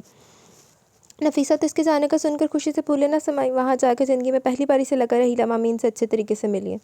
ماموں بھی اسے دیکھ کر بہت خوش ہوئے، لیکن وہ اس گھر کو کونے کونے کو عقیدت سے دیکھ رہا تھا جس میں خوش بخت کا لمس رچا تھا۔ 2 دن سے وہ ادھر تھا لیکن وہ اسے نظر نہ آئی ہے، شاید اس نے خود اسے کھوجنے کی کوشش نہ کی۔ اسی کی خبر تھی کہ اسے اس کا نصیب مل کر ہی رہنا تھا، چاہے حالات سازگار نہ صحیح۔ نکاح سے کچھ دیر پہلے ایک لڑکی کے وویلا مچانے پر دانیال کا سارا بھانڈا پھوٹ گیا اور وہ سارے وہاں سے شرمندہ سے رخصت ہونے پر مجبور ہو گئے۔ سب کی حالت کیا تھی، رحیلہ بڑی مشکل سے خود کو سنبھالے بیٹھی تھی۔ ماموں ویسے ہی نیم بے ہوشی میں تھے، ان کے منہ سے یہی کلمات جاری تھے، میری بیٹی مجھے معاف کر دے، میری بیٹی مجھے معاف کر دے۔ عمر عباس نے ان کو سنبھالنے کی کوشش کی لیکن اپنی بے بسی پر اونچی آواز میں ماتم کر رہے تھے۔ کچھ عورتیں اندر کمرے میں خوش بخت کو سنبھال رہی تھی۔ تھوڑی دیر پہلے جو گھر شہنائیوں سے گونج رہا تھا، اب اس گھر میں سوگواری اور آنسوؤں کے سوا کچھ نہ تھا۔ اس سے برداشت نہ ہوا تو باہر آ کر بیٹھ گیا۔ میں نے یہ تو نہیں چاہا تھا، پھر کیوں اس کے ساتھ ایسا ہوا؟ تبھی ماں نے اس کے کندھے پر ہاتھ رکھا تو وہ چونکا۔ امی آپ باہر کیوں آ گئی؟ اندر ماموں کو دیکھیں، ان کو تسلی دیں، سب کچھ ٹھیک ہو جائے گا، اپنی ماں کو سامنے پا کر بے قراری سے بولا تو نفیسہ مسکرا کے اس کے پاس ہی بیٹھ گئی۔ عمر میرے بچے، آج تیری ماں تجھ سے کچھ مانگے تو انکار تو نہیں کرے گا؟ اس نے سر جھکا دیا۔ ماں کے سامنے تو ویسے بھی نہ بولتا اور یہاں تو من کی مرضی بھی شامل تھی۔ عمر اگر میں فوری طور پر یہ حل نہ پیش کرتی تو تیرے ماموں کو خدا نہ خواستہ کچھ ہو جاتا۔ وہ اپنی خواہش کی تو جی پیش کر رہی تھی کہ کہیں ان کا بیٹا ان کو خود غرض نہ سمجھ لے کہ اپنے بیٹے پر اپنے بھائی کو ترجیح دے رہی ہیں۔ امی آپ کیسی باتیں کریے، اگر ماموں مامی میرے ساتھ خوش بخت کی شادی کرنے کے لیے رضامند ہے تو بھلا مجھے کیا اعتراض ہو سکتا ہے؟ اور اب خوش بخت دلہن بنی اس کے گھر میں موجود تھی، صرف ایک کپڑے کے بیگ اور زیورات کے ساتھ۔ رات بیتی جا رہی تھی اور وہ سوچ رہا تھا وہ تو دل سے شادی پر رضامند ہوا لیکن خوش بخت کی رضا تو یقیناً اس میں شامل نہیں ہوگی، اس نے تو باپ کی عزت پر سر جھکایا ہوگا۔ کیا میں خود غرض تھا جو موقع سے فائدہ اٹھا لیا؟ اس کے دل سے آواز آئی۔ نہیں نہیں، میں خود غرض نہیں ہوں، اگر خوش بخت میرے دل میں مقیم نہ بھی ہوتی تو اس موقع پر میرا یہی فیصلہ ہوتا جو اب ہے۔ وہ خود سے سوال جواب کر رہا تھا جب دور کہیں صبح کی اذانوں کی آواز آنے لگی تو وہ ایک دم اٹھ کھڑا ہوا۔ بچپن سے وہ پنجگانہ نماز کا عادی تھا۔ وضو کر کے باجماعت نماز پڑھنے کے بعد ہاتھوں کو پھیلائے وہ نم آنکھیں لیے اپنے رب کے حضور پیش تھا۔ یا اللہ، جس طرح تو نے اپنی رحمت سے خوش بخت کو میرا نصیب بنایا، اسی طرح اس کے دل میں میرے لیے وہی احساس پیدا کر دے جو میرے دل میں اس کے لیے۔ یا اللہ، مجھے اس کے قابل بننے کی توفیق عطا فرما۔ نہ جانے کب تک وہ اسی طرح دعائیں مانگتا رہا اور پھر پرسکون ہو کر صبح کی ملکی سی روشنی میں گھر کی طرف چل دیا۔ جہاں خوش بخت بھی تھی وہ گھر آیا تو نفیسہ دودھ دھونے کے بعد ناشتہ بنانے میں مصروف تھی۔ وہ پہلے کی طرح ان کے پاس آ کر بیٹھ گیا۔ نا پتر، اس طرح نہیں، اپنی بیوی کو بلا کر لا، پھر اس کے ساتھ ناشتہ کرتے ہیں، پھر مل کے ساتھ ناشتہ کرتے ہیں۔ وہ چائے میں دودھ ڈالتے ہوئے رسان سے بولی۔ بلکہ ایسا کر، وہ خوش بخت کا بکس اٹھا کر لے جا، اسے دے، اس نے کپڑے بدلنے ہوں گے، نہ جانے رات کو سوئی بھی ہے کہ نہیں، نازو پلی ہے، اس گھر میں سے کہاں نیند آئی ہوگی۔ بیٹا تو اسے خوش رکھنے کی پوری کوشش کرنا، بڑی فرما بردار اور نیک ہے، اللہ تعالیٰ اس کے نصیب اچھے کرے۔ تو جا جلدی سے اسے بکس دے اور کہہ دے کہ کپڑے بدل کر باہر ہے۔ نفیسہ خود اپنی سادگی میں باتیں کیے جا رہی تھی۔ عمر نے اندر آ کر سامان اٹھا اور دوسرے کمرے کے دروازے پر آ کر دروازے پر دستک دیتے ہوئے دروازہ اسے بہت بسیدہ لگا۔ نہ جانے کہ آج سے پہلے تو اس نے نہ دھیان دیا تھا۔ پھر دروازہ کھلا اور صندوق ہاتھ میں تھامے مبہوت رہ گیا۔ اس کی بڑی خواہش تھی کبھی یہ بھورا سی آنکھیں اس کی جانب اٹھیں، آج وہ آنکھیں اسے دیکھ رہی تھی، لیکن آج اسے اپنا آپ یہ منظر، یہ کمرہ ان آنکھوں میں سمانے کے قابل نہ لگے تھے۔ امی کہہ رہی ہیں کپڑے بدل لیں اور ناشتہ کر لیں۔ وہ رکا نہیں تھا، نہ جانے کہ وہ دلہن بنی سامنے آئی تو خوشی کی بجائے دل میں دھیر و اضطراب سے مٹا، کیونکہ یہاں پر اس کے شایان شان کچھ بھی تو نہیں تھا۔ وہ تو کچھ اور سوچ کر مضطرب ہوا تھا، لیکن خوش بخت نے اس کی بے چینی کو کسی اور انداز میں جانچا۔ وہ دکھ سے اس لمبے چوڑے شخص کو دیکھی تھی، اسے خود سے زیادہ اس کی بے بسی پر رونا ہے۔ یہ بھی بیچارہ میری طرح اپنی ماں کے آگے مجبور ہو گیا، اگر چاہے کسی اور کو پسند کرتا ہوں، مجھ سے بھی کوئی بد نصیب نہ ہوگا جو نہ صرف خود بد نصیب ہے بلکہ دوسروں کے نصیب میں بھی سیاہی پھیر دی۔ آنسو خود بخود پھر سے برسنے لگے تھے۔ اللہ او اندروں لڑیاں پاندا پہ بی بی نے اپنی سوچا پا لیا ہیں۔ وہ چارپائی پر نیم دراز بیری کے درخت پر بیٹھے توتو کو دیکھ رہا تھا۔ جب تھوڑی دیر کے بعد وہ کمرے سے نکلی اور اس نے بے اختیار ادھر دیکھا، سادہ سے میرون کی شمیز شلوار کے اوپر ہم رنگ دوپٹہ اوڑھے وہ بہت گھبرائی بھی لگ رہی تھی۔ اس کی نظریں اس کے سراپے سے ہوتی ہوئی اس کے پاؤں میں الجھی تھی۔ بلیک چپل میں مہندی لگے پاؤں اس مٹی کے لیپ کیے ہوئے فرش پر رکھنے کے لیے تو نہ تھے۔ अस्सलाम वालेकुम पप्पो। मैं नरमी से नफीसा को सलाम करी थी जो ओपलों और लकड़ियों की आग जलाने के लिए फूंके मारी थी और धुएं की वजह से इसे कुछ नज़र न आया, लेकिन आवाज़ पर एकदम इसकी तरफ मुड़ी। वालेकुम अस्सलाम। मेरी धी उठ गई। जा शाबाश, मुँह हाथ धोकर आ, फिर कर नाश्ता कर। इन्होंने प्यार करते हुए कहा तो वो गुसल खाने की तरफ आ गई। वह हैरानी से छोटे से गुसल खाने को देख रही थी जो इस घर से बिल्कुल मुताबिकत नहीं रखता था। एक तो वो पक्का सीमेंट का बना हुआ था जिसके ऊपर सफ़ेदी की गई थी और इसकी छत पर छोटी सी ब्लू पानी की टंकी रखी थी। अंदर से भी साफ़ सुथरा था। साफ़ तो खैर सारा घर था, लेकिन ये शायद नया था इसलिए स्काई ब्लू कमोड टब लोटा सब नया था। वो थोड़ी देर में फ्रेश होकर बाहर आ गए। पप्पो के पास बैठी रखी पीढ़ी पर बैठ गई। इसका रुख उमर की तरफ था जो हाथों के तकिया बनाए नीम दराज था। इसकी नज़रें इसके नीम से नम से चेहरे का तवाफ़ कर रही थी। गाँव की सुबह में निखरा से चेहरा से किसी और ही दुनिया में ले गया। आजा पुत्र, नाश्ता कर ले, फिर दूध लेने वाली औरत आ जाना है तो मुझे उठना पड़ेगा। नफीसा की आवाज़ पर इसका हमाक टूटा फूट कर इनके पास ही बैठ गया। इतने अरमान थे तेरी शादी के, पर नसीब में ऐसा ही लिखा हुआ था कि खुशबख्त जैसी बेटी मुझे इसी तरह मिलनी थी। पर अब मैंने सोच लिया, जैसे तेरी नौकरी लगेगी सारे अजीज़ रिश्तेदारों की दावत करूँगी और अपनी धी को फिर से दुल्हन की तरह सजाऊँगी। इसके लिए ख़रीदारी करूँगी। अभी तो जल्दी में कुछ ना दे सकी। नफीसा बलों वाले देसी घी के पराठे और मज़ेदार आमलेट इनके आगे रखते हुए बोली, मुझे पहले पता होता तो कमेटी वाले पैसों से गुसल खाना ना बनवाती, अपनी खुशी के लिए कुछ चीज़ें ले लेती, लेकिन अब थोड़ी देर हो जाएगी। वो अफसोस से बोली तो खुशबख्त बोले बिना न रह सकी। कोई बात नहीं पप्पो, ज़रूरत की सारी चीज़ें हैं मेरे पास। वो तो तेरी बात ठीक है, पर मेरे भी तो कुछ अरमान है ना। खैर अब रब सोना बेहतर इंतज़ाम कर देगा। तो नाश्ता कर। वो मेरे पास को अक्सर नज़रअंदाज की आपस में बातें कर रही थी। नाश्ता बहुत मज़े का था। ऊपर से खुशबख्त ने 2-3 दिनों से ठीक तरह से कुछ खाया भी नहीं था। अब जबकि मुसीबत आके गुजर चुकी थी तो खौफ जाता रहा, इसलिए रगबत से खाना खा रही थी। और फिर हुप्पो ने इसे इलायची वाली दूध पत्ती देकर इसकी जैसे सारी थकन उतार दी। नाश्ता करने के बाद उमर तो कहीं चला गया। वक्फे वक्फे से दूध लेने वाली औरतें आती रही और सभी से शौक से मिल रही थी। इसके सामने किसी ने कोई राय न दी तो वो हैरानी से इनको देखने लगी। न जाने इनकी टो लेने की आदत न थी या पुप्पो ने कोई बात बना दी थी, लेकिन वो इसे अच्छे तरीके से मिलकर दुआएं दे रही थी। इसे फारिग बैठना अच्छा न लगा तो उठकर नाश्ते के बर्तन समेटने लगी। ना ना मेरा पुत्र, ये तेरा काम नहीं, मैं कर लूँगी, तू जाके अंदर बैठ आराम कर। पुप्पो ने इसके हाथ से बर्तन लिए तो वो इनके प्यार पर शर्मिंदा सी होगी। पुप्पो क्या है जो मैं बर्तन धो लूँ? वो मुस्कुराते हुए देखने लगी। इन काले बर्तनों को धोने से तेरे हाथ ख़राब हो जाएंगे। जब तेरे सर के साईं को नौकरी मिलेगी तो शहर ही घर लेगा। इधर तो अपने शौक पूरे करना। आज तो पहले दिन की दुल्हन है, मैं वैसे भी तेरी मेहंदी उतरने तक तो तुझे हिलने भी न दूँ। इसके साथ इसकी पेशानी चूम कर वो अपने साथ लगाए।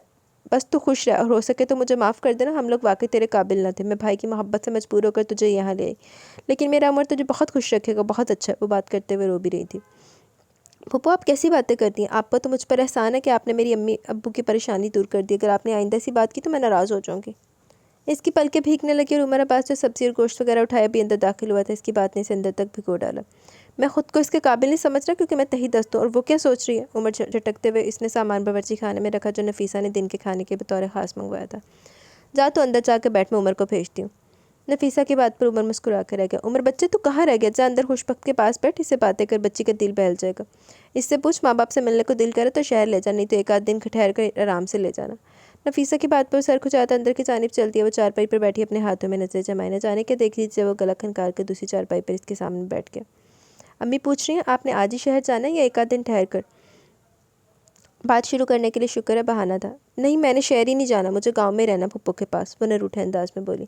लेकिन शादी के बाद सारी लड़कियां अपने माँ बाप से मिलने जाती हैं, आपने क्यों नहीं जाना? इसलिए कि मेरा दिल नहीं चाह रहा बस, वो कतियत से कहकर बाहर देखने लगे।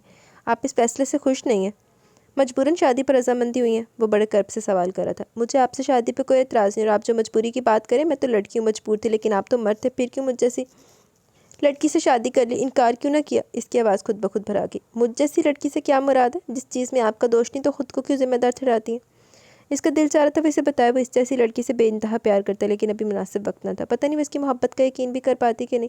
अभी तो वो शौक की कैफियत में थी। अच्छा आप इन सब बातों को छोड़े, मैं आपको अपने बारे में कुछ बताता हूँ। वैसे तो हम कज़न्स भी हैं, इसने भी पर जोर दिया, लेकिन हमने तो शायद एक दूसरे को देखा भी नहीं, लेकिन आपका मेरे बारे में जानना ज़रूरी है। वो जैसे अपने आप से बातें कर रहा था। खुशबख्त अल्लाह ताला का शुक्र है कि हमने ऐसी ज़िंदगी गुजारी कि हमें अब्बू की वफ़ात के बाद भी किसी का मोहताज नहीं होना पड़ा, लेकिन हम इसे आसान ज़िंदगी भी नहीं कह सकते। आज सुबह आपने दूध लेने वाली औरतों को देखा होगा, यही दूध हमारी रोज़ी का वसीला रहा है। अब्बू की वफ़ात के बाद हमारे पास अपना एक कच्चा पक्का घर और भैंसें थी। इन्हीं के ज़रिए अम्मी ने मुझे और इस घर को संभाला दिया। मैट्रिक तक तो मैं करीबी कस्बे में ज़ेर तलीम रहा, लेकिन आगे मैंने हॉस्टल में रहकर पढ़ा। कुछ अम्मी ने कमेटियाँ डाल कर पैसे इकट्ठा किए, कुछ तालीम पढ़ने पर मैंने ट्यूशन लेना शुरू कर दी। शाम को कोई छोटी मोटी जॉब भी कर लेता और इस तरह अपना MBA मुकम्मल करके मैं कामयाब हो सका। اس کے MBA کا سن کر وہ اسے حیرانی سے دیکھنے لگے۔ اب میں نے 2-3 جگہ اپلائی کیا ہوا، انشاءاللہ امی کی دعاؤں سے جلدی جاب مل جائے گی۔ میں آپ کو آپ کے معیار کے مطابق زندگی دینے کی کوشش کروں گا۔ وہ اپنے ہاتھوں کو دیکھتے ہوئے بڑے نرم انداز میں بول رہا تھا۔ میں جانتا ہوں آپ بہت ناز و نم میں پلی اور میں فی الحال اس پوزیشن میں نہیں ہوں کہ آپ کو وہ آسائشیں مہیا کر سکوں۔ خوشبخت اس شخص کو دکھ سے دیکھ رہی تھی۔ وہ خوبصورت سا شخص اس کے سامنے اپنی کم مائگی کی وجہ سے شرمندہ بیٹھا تھا۔ اس کا جی چاہا وہ ایسا کچھ کہے کہ وہ شرمندگی سے نکل آئے۔ عمر، میں نے ایک جگہ واصف علی واصف کو پڑھا تھا، وہ کہتے ہیں کہ رزق صرف یہی نہیں کہ جیب میں مال ہو، بلکہ آنکھوں کی بینائی بھی رزق ہے، دماغ میں سوچ رزق ہے، دل میں احساس رزق ہے، رگوں میں خون رزق ہے، یہ زندگی ایک رزق ہے، سب سے بڑھ کر ایمان رزق ہے۔ اور آپ کو اتنا تو یقین ہے نا کہ یہ سارے رزق آپ کے پاس موجود ہے، تو پھر محرومی کس بات کی؟ وہ بڑے خوبصورت پیرائے میں بات کر رہی تھی اور وہ یکٹکی سے دیکھے جا رہا تھا۔ اس کی سے آنکھوں میں اندر تک جھانک رہا تھا۔ وہ نہ صرف خود خوبصورت تھی بلکہ خوبصورت دل اور سوچ کی بھی مالک تھی۔ جس طرح آپ میری مٹھی میں یقین کے جگنو تھما رہے ہیں، بالکل اسی طرح میں آپ کو یقین دلاتی ہوں کہ آپ کو مجھ سے کبھی کوئی شکایت نہ ہوگی۔ اس کے لبوں پر نرم سی مسکراہٹ ابھری اور وہ اس نرمی میں ڈوب کے ابھرا۔ ان لبوں میں نہ جانے کون سا سحر تھا کہ دونوں کو لگ رہا تھا وہ بنے ایک دوسرے کے لیے۔ یہی ہونا تھا جو اب ہوا اور ہو کر ہے۔ شرعی رشتوں میں یہی تو برکت ہوتی ہے، صرف سر تسلیم کرنے کی ضرورت ہوتی ہے۔ چلو تہاڈا بھی معاملہ آہستہ آہستہ سیٹ ہوئے گا۔ ایک دن اور 2 راتوں میں خوشبخت یہ بھول گئی کہ وہ کبھی خوشبخت امان ہوا کرتی تھی۔ یاد رہا تو بس یہ کہ وہ خوشبخت عباس ہے اور اسی کچے مکان کی مکین ہے جہاں پر رشتوں کا احترام ہے، احساسات کا پاس ہے، جہاں برتری کا ضمن، جہاں دلوں میں نرمی اور آنکھوں میں خواب ہے۔ آج وہ ان دونوں کے ساتھ آٹے کی بوریوں سے بنے ٹاٹ پر بیٹھی کھانا کھا رہی تھی، جو کہ تنور کی روٹیوں اور قیمہ مٹر کے ساتھ سلاد پر مشتمل تھا۔ رات کو نفیسہ نے کھیر بنا کر مٹی کی کٹوری میں ڈال کر باہر رکھ دی، جو اب بالکل ویسی ٹھنڈی تھی جیسے فریزر سے نکالی ہو۔ پاس ہی کورے پانی کا مٹکا پڑا تھا جس میں ٹھنڈا اور میٹھا پانی تھا۔ خوشبخت بہت مزے سے کھا رہی تھی۔ ان تینوں کو لگ رہا تھا کہ زندگی ہمیشہ سے ایسی اور ہمیشہ ایسی رہے گی۔ عمر مسلسل اس کو اپنی نظروں کے حصار میں لیے ہوئے تھا۔ وہ اس کی اٹھتی گرتی پلکوں کی گھنیری چھاؤں کو دیکھ رہا تھا، ناک کی چمکتی لونگ کو، خوبصورت ہونٹوں والے چھوٹے سے دہانے کو، مہندی لگے ہاتھوں کو نوالا توڑتے، اور سب سے بڑھ کر اس کے بالوں کی جھولتی رٹ کو دیکھ رہا تھا، اور وہ اس کی نظروں سے گلابی ہو رہی تھی۔ بڑے خوشگوار ماحول میں کھانا ختم کیا گیا جب دروازے پر دستک ہوئی تھی۔ عمر اٹھ کر دروازہ کھولنے گیا اور پھر نفیسہ اور خوشبخت کی منتظر نظروں نے امان احمد اور رحیلہ بیگم کو لدے پھندے اندر داخل ہوتے دیکھا۔ خوشی سے بھی پہلے نفیسہ نے آگے بڑھ کر ان کا خیر مقدم کیا۔ امان صاحب تو بڑی خوشی سے ملے، لیکن نہ خود سے صرف ہاتھ ملانے پہ اکتفا کے خوشبخت سے ملنے لگی۔ عمر خاموشی سے ایک طرف بیٹھ کے نفیسہ ان سے کھانے کا پوچھنے لگی۔ نہیں نفیسہ، رہنے تو ہم نے راستے میں برگر کھا لیے تھے، ان میں تم لوگوں کے لیے بھی ہیں۔ انہوں نے شاپرز کی طرف اشارہ کیا، وہ جو ساتھ لائی تھی۔ رحیلہ تن سے اطراف کا جائزہ لینے لگی۔ نفیسہ، تم کوئی بھی تکلف رہنے دو، بس خوشی سے ملنے کو دل چاہ رہا تھا، اس کو دیکھ لیا تو سکون آ گیا۔ امان صاحب نے پیار سے اپنی بیٹی کو دیکھا جو بہت پرسکون نظر آ رہی تھی۔ نہیں امان، ہم اپنی بیٹی کو صرف دیکھنے نہیں لینے بھی آئیں، یہ کچھ دن وہی رہے گی ہمارے پاس۔ اس دوران امان تم لوگوں کے لیے گھر دیکھیں گے، تمہارے شہر میں شفٹ ہونے پر خوشبخت گھر آ جائے گی۔ ہم لوگ سامان وغیرہ بھی اسی لیے نہیں لائے، وہیں شہر والے مکان میں رکھیں گے جو خوشبخت کو ہم جہیز میں دیں گے۔ کیوں؟ میری خوشی اس کچے گھروندے میں نہیں رہ سکتی؟ رحیلہ بیگم کا لہجہ کیا تھا؟ سانپ کی پھنکار تھا جس نے عمر عباس کی انا کو ڈسا تھا۔ بہت بہت شکریہ مامی، آپ بے شک خوشبخت کو لے جائیں، آپ کی بیٹی ہے، کچھ دن آپ کے پاس رہنے کی میں اسے اجازت دیتا ہوں۔ اس نے میں اور اجازت پر بہت زور دیا۔ لیکن مکان کی ضرورت نہیں ہے، خوشی میری بیوی ہے، میری ذمہ داری ہے، اور میں اپنی ذمہ داری پوری کرنا جانتا ہوں، اور آپ بھی یہ بات اچھی طرح ذہن میں بٹھا لیں کہ شادی کے بعد لڑکی اپنے والدین کے گھر میں نہیں، اپنے شوہر کے گھر میں رہتی ہیں۔ اس نے اپنی ماں کے احساسات کو بھی زبان دی۔ امان صاحب خود بھی آج رحیلہ کے ہمنوا تھے۔ خوشبخت میری بیٹی ہے، اسے لے جانے کے لیے مجھے تمہاری اجازت کی ضرورت نہیں ہے، اور نہ ہی ہم جہیز تم سے پوچھ کر دیں گے۔ ہماری مجبوری سے فائدہ اٹھا کر خود کو ترم خان سمجھنے لگے ہو، یا خوشبخت جیسی لڑکی کو پا کر ہوش ٹھکانے نہیں لا رہے؟ رحیلہ کو اس کی گستاخی ناگوار گزری تھی۔ مامی مجبوری اور فائدے کی بات تو جانے ہی دیں، لیکن اب جو بھی ہے خوشی میری بیوی ہے، اگر میری اجازت کے بغیر جانا چاہے تو اس کی مرضی ہے۔ رحیلہ کی رعونت سے وہ غصے سے سرخ پڑ گیا۔ دیکھ رہے ہیں امان، یہ کس طرح بات کر رہا، اور نفیسہ بھی اپنے گستاخ بیٹے کو چپ نہیں کروا رہی۔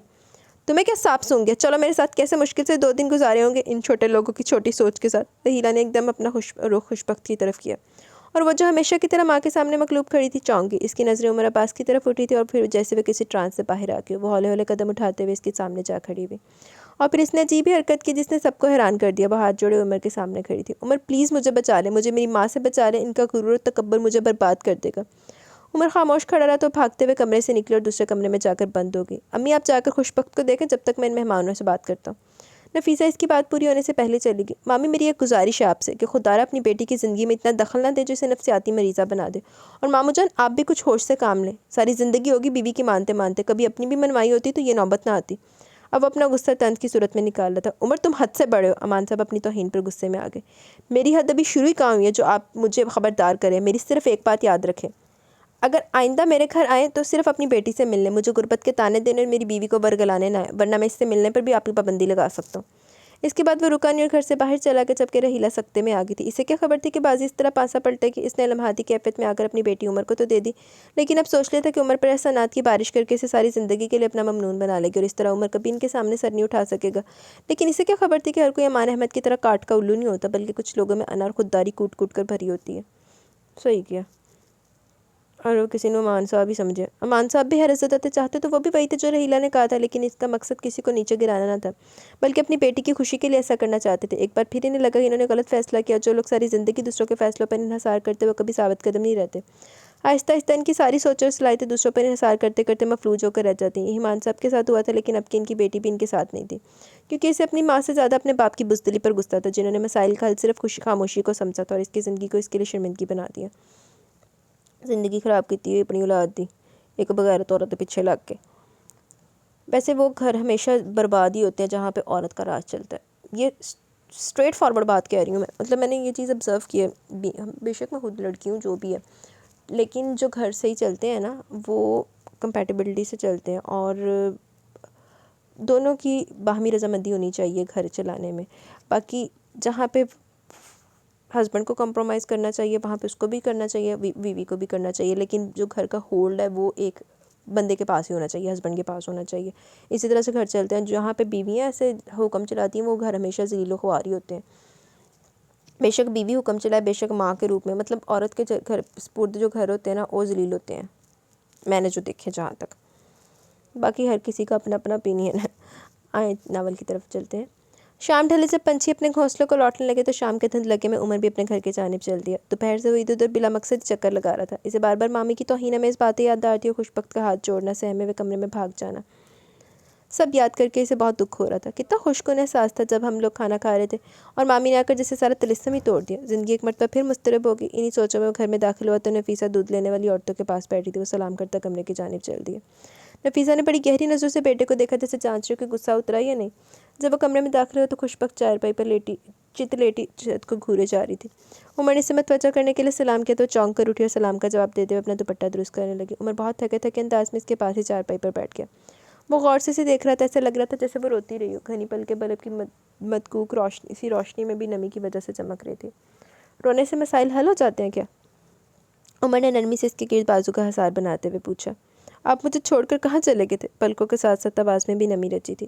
تم کو چھوڑ کر کہاں جاؤں گا؟ بس ایسے ہی مجھے مامی کی باتوں پر غصہ آ گیا۔ میں نے سوچا یہاں ٹھہرا تو میں خود کو بدتمیزی کرنے سے روک نہیں پاؤں گا، اس لیے منظر سے ہٹ جانے میں عافیت جانی۔ لیکن تم مامی سے اتنی خوفزدہ کیوں ان کی ذرا سی بات پر اتنا ریئیکشن دیا؟ وہ اس کے سبھی چہرے کو نظروں میں سموتے ہوئے نرمی سے بولا، ذرا سی بات؟ وہ ایک دم سر اونچا کے اس کی طرف دیکھنے لگی۔ وہ مجھ سے گھر چلنے کو کہہ رہی تھی اور آپ اسے ذرا سی بات کہتے ہیں؟ ایک دفعہ پھر وہ مجھے بے مول کرنے لگی تھی، ایک دفعہ پھر وہ مجھ سے منسلک شخص پر شرائط کی الغار کر کے میری زندگی رسوائیوں کی نظر کرنے لگی تھی، اور آپ اسے ذرا سی بات کہتے ہیں؟ مجھے پتہ تھا وہ اس طرح کی باتیں کریں گی کہ آپ غصے میں آ کر خود مجھے بازو سے پکڑ کر ان کے ساتھ چلتا کریں گے تاکہ بات ہی ختم ہو جائے، اس لیے میں کمرے میں آ کر دروازہ بند کر لیا تاکہ آپ کو غصہ بھی آئے تو آپ مجھ تک نہ پہنچ سکیں۔ عمر دکھ سے اسے دیکھ رہا تھا۔ وہ نازک سی لڑکی اب بھی نارملی لگ رہی تھی۔ کیا تمہیں ایسا لگا کہ میں غصے میں آ کر تمہیں یہاں سے چلے جانے کو کہتا؟ عمر کو دکھ اس بات کا نہیں تھا کہ اسے اس پر اعتبار نہیں، بلکہ دکھ تو اسے اس بات کا تھا کہ وہ خود کو کتنا غیر محفوظ سمجھ رہی ہے۔ وہ کیسے اس کو تحفظ کا احساس دلائے، وہ کیسے اس کو اپنے ساتھ کا یقین دلائے۔ سی آنکھیں ایک دم اس کی طرف اٹھی تھی جن کا اٹھنا ہر بار عمر کو ایک نئی دنیا میں لے جاتا تھا۔ میری ایک بات مانیں گے عمر؟ اس نے جیسے اس کی سنی نہ ہو۔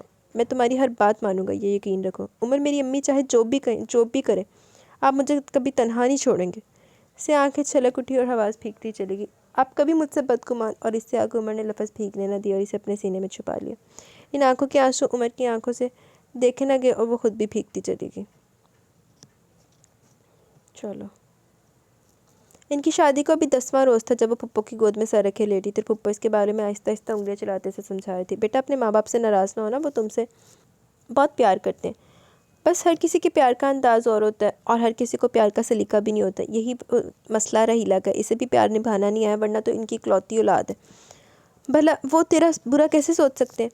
بس کچھ دن کی ناراضی اور غصہ، پھر میں تمہیں خود لے جاؤں گی۔ یوں ناراض رہنے سے گھر کی برکت ختم ہو جاتی ہے، دل میں نفرت اور بیزاری ڈیرے ڈالے رکھے تو نرمی اور حلاوت جاتی رہتی ہے۔ وہ بہت پیار سے اسے سمجھا رہی تھی اور وہ بھی خاموشی سے سنے جا رہی تھی۔ جب عمر گھر میں داخل ہوا، آج وہ بہت خوش لگ رہا تھا اور خوش بخت کو تو دیکھتے اس کی آنکھوں کی چمک اور بھی بڑھ جاتی تھی۔ اب بھی کچھ دیر کے لیے اسے اپنے سامنے پا کر خوشخبری کو بھول بیٹھا، جس کی وجہ سے وہ بہت خوش تھا، کیونکہ خوشبخت لیمن کلر کے کپڑوں میں سلکی سے اب بالوں کی ڈھیلی سی چٹیا کی آنکھوں میں گہرا کاجل ڈالے بے حد خوبصورت لگ رہی تھی۔ اوپر سے اس کے نرم لبوں کی شرمیلی سی مسکان سے سب کچھ فراموش کرنے پر مجبور کر دیتی۔ پھپھو اب کھانا لے آؤ؟ وہ اس کی نظروں سے گلابی ہوتی اٹھ کھڑی ہوئی۔ ہاں بیٹا لے آؤ، یاد سے کٹوری میں اچار بھی نکال لینا۔ ارے امی چھوڑے اچار اور کھانے کو، آپ مٹھائی منگوائیں۔ اس کے اٹھنے پر عمر بھی جیسے ٹرانس کی کیفیت سے نکلا۔ آج میرا بیٹا بڑا خوش لگ رہا، کیا بات ہے؟ امی آپ کی دعائیں رب نے سن لی، مجھے بہت اچھی کمپنی میں جاب مل گئی ہے، وہ جوش سے بولا تھا۔ نفیسہ جیسے سکتے میں آ گئی۔ ان کی آنکھوں سے تشکر کے آنسو جاری ہو گئے۔ عمر نے آگے بڑھ کر انہیں گلے سے لگا لیا۔ وہ اپنی ماں کی کیفیت کو سمجھ رہا تھا، ان کی ساری زندگی اس کے لیے محنت کرنے اور دعائیں کرنے میں گزری تھی۔ اس نے پیار سے اپنی ماں کو چارپائی پر بٹھایا اور عقیدت سے ان کے آنسو پہنچے، ان کے ہاتھوں کو چوم لیا۔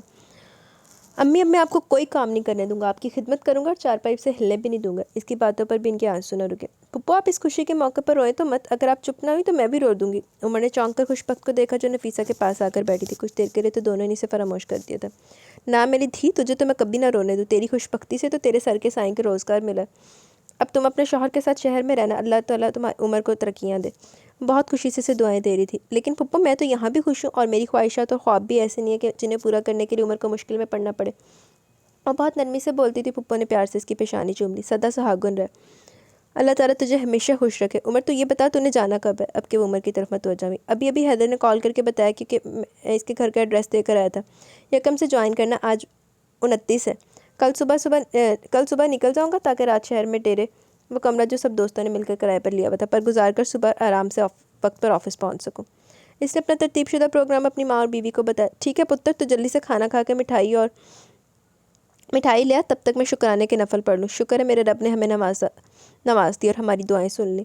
انہیں خوشی کے مارے کوئی بھوک پیاس محسوس نہیں ہو رہی تھی۔ ان کی خوشی کا اندازہ عمر اور خوشبخت نہیں کر سکتے تھے۔ ایک بیوہ جس کا 5 سالہ بیٹا ہی دنیا میں اس کا واحد سہارا، انہوں نے اپنا آرام و سکون اس کے لیے تیج دیا تھا، محنت مزدوری کر کے یہاں تک پہنچنے میں سے مدد دی۔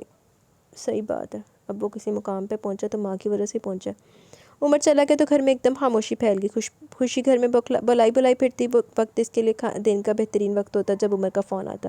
جاتے وہ اپنا موبائل اسے دے گیا تھا، ہر بار فون پر یہ تاکید کرنا نہ بھولتا کہ ماموں مامی کو ضرور فون کر لینا، لیکن نہ جانے کہ اس نے یہ کوشش بھی کبھی نہ کی۔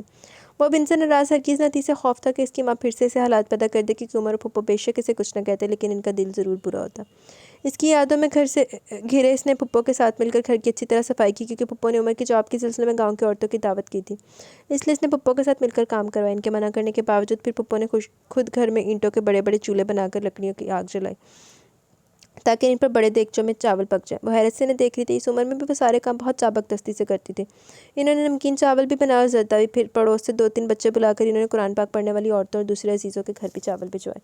خوشی کو یہ سارا عمل بہت اچھا لگ رہا تھا۔ اب اسے پتہ چل رہا تھا کہ وہ جو مزہ اپنے ہاتھ سے کام کرنے میں، وہ دوسروں پہ انحصار کرنے میں نہیں، کیونکہ ان کے گھر میں تو یہ ہوتا تھا کہ ایسے موقع پر ریڈی میڈ دے کے گھر آ جاتی اور پھر اپنا حصہ رکھ کر مدرسے یا یتیم خانے میں بھجوا دیا جاتا، یا پھر رحیلہ گھر میں دوستوں کی فیملیز کو بلا لیتی اور اس طرح سارا عمل تکلف اور اجنبی پن لیے انجام پاتا۔ لیکن یہاں اس چھوٹے سے گاؤں کے اس چھوٹے سے گھر میں ایسا نہ تھا۔ ہر کام میں سلیقہ، پیار اور اپنائیت کا احساس تھا دلایا۔ یہاں اجنبیت نہ تھی بلکہ اپنا پن تھا۔ پھپھو کی دیکھا دیکھی وہ ان جیسا بننے کی کوشش کرتی، پہلے نمازوں میں ربط نہ تھا لیکن اب باقاعدگی سے نماز پڑھتی، قرآن پاک کی تلاوت کرتی، پھپھو کے ساتھ مل کر عمر کی ترقی اور خوشیوں کی دعا کرتی۔ انہی خوشیوں اور دعاؤں کے حصار میں عمر کے آنے کا دن آ گیا۔ وہ پورے 1 ماہ اور 5 دن بعد گھر آیا تھا۔ خوشبخت بہت خوشی سے اس کا انتظار کرتی۔ اس نے پھپھو کے ساتھ مل کر عمر کی پسند کا کھانا بنایا۔ پھپھو نے قیمے بھرے پراٹھے بنائے اور ساتھ ہی املی اور آلو بخارے کی چٹنی، جبکہ اس نے چکن پلاؤ بنایا تھا اور ساتھ ہی خوبانی کا میٹھا۔ پھپھو نے اس کی آسانی کے لیے چھوٹا سا سلنڈر لے دیا تھا کیونکہ اس سے لکڑیوں کی آگ نہیں جلائی جاتی۔ جب وہ ان کے منع کرنے کے باوجود کام کرنے لگی تو ایک دن چپکے سے وہ اس کے لیے سلنڈر لے آئیں جو انہوں نے پڑوس میں رہنے والے نذیر ڈاکیہ سے منگوایا تھا، اور پھپھو کے اس عمل پر شرمندہ سی ہوگی۔ پھپھو آپ نے میرے لیے اتنے پیسے کیوں خرچ کیے؟ وہ محسوس کر سکتی تھی کہ اس کی وجہ سے پھپھو کا خرچ ویسے بھی بڑھ گیا، کیونکہ وہ کھانے میں روزانہ کچھ نہ کچھ اہتمام ضرور کرتی، جس کی وجہ سے ظاہر ہے بجٹ تو ڈسٹرب ہوتا ہے، اس لیے وہ کہے بنا نہ رہ سکی۔ تجھے کیا خبر بیٹا، تیرے لیے خرچ کر کے مجھے کتنی خوشی ہوتی ہے، تو پیسوں کی فکر نہ کیا کر، کیونکہ پہلے تو میں اس لیے کھینچ تانچ گزارا کرتی تھی کہ عمر کی پڑھائی اور ہاسٹل کا خرچ پورا ہوتا رہے۔ اب ایسا نہیں کرنا پڑتا، صرف کھانے پینے کا خرچ ہے، دودھ اتنا زیادہ ہے، ہم ماں بیٹی کھلا ڈلا گزارا کر سکتی ہیں، اور تو ویسے بھی بھاگوں والی ہے، جب سے گھر میں پیر ڈالا ہر طرف خوشحالی اور برکت آ گئی۔ پہلے یہ جو بھوری بھینس ہے نا، یہ تھوڑی بیمار رہتی تھی اور کم دودھ دیتی تھی، لیکن تیرے آنے سے ایسی بھلی چنگی ہو گئی ہے کہ پورے 3 کلو دودھ بڑھ گیا۔ تو پھر تیرے رزق کا تو اللہ تعالیٰ نے انتظام کر دیا نا، اوپر سے تیرے سر کے سائیں کی نوکری مل گئی ہے، اب ہمیں بھلا کیا چاہیے؟ تو اس طرح چھوٹی چھوٹی باتوں پر فکر مند نہ ہوا کر۔ انہوں نے اس کی پیشانی چومتے ہوئے کہا تو وہ ان کے پیار اور سادگی پر مسکرا دی۔ چاولوں کو دم دینے کے بعد وہ ایک دم اٹھ کر کھڑی ہوئی۔ آج شادی کے بعد پہلی دفعہ پھپھو کے کہے بغیر بہت دل لگا کر تیار ہوئی۔ رائل بلو مکیش والے شفون کے سوٹ میں بہت پیاری لگ رہی تھی۔ تقریباً دوپہر کے 2 بجے تک عمر کو آنا تھا پھپھو کے ساتھ بیٹھی اس کا انتظار کر رہی تھی، جب اس کے زوردار سلام نے ان دونوں میں خوشی کی لہر دوڑا دی۔ براؤن رنگ کی قمیص شلوار میں ہاتھوں میں بیگ تھامے وہ سرشار سا ان کے سامنے کھڑا تھا۔ وہ پھپھو کے سامنے جھک گیا۔ وہ بھی آپ دیدہ ہو کے اسے گلے لگا کے اتنی دیر دعائیں دیتی رہی۔ خوشی جلدی سے گئی اور گنج بھی بنا کے لائی۔ عمر نے بڑے پیار سے اس کو دیکھا جو بلو کپڑے میں بہت جچ رہی تھی، اور آج حیرانی کی بات یہ تھی کہ اس نے شاکنگ ریڈ لپسٹک بھی لگائی ہوئی تھی۔ اوئے ہوئے، بڑی تیاریاں کی تھیں۔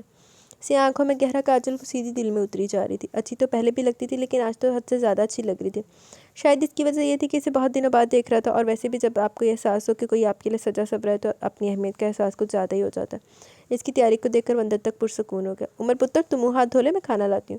ارے نہیں، آپ ادھر ہی بیٹھے۔ پھپھو کے اٹھنے سے پہلے عمر نے بٹھایا۔ پہلے یہ تو دیکھ لیں کہ میں آپ کے لیے اپنی پہلی تنخواہ سے کیا لایا۔ وہ شوق سے بیگ کھولنے لگا۔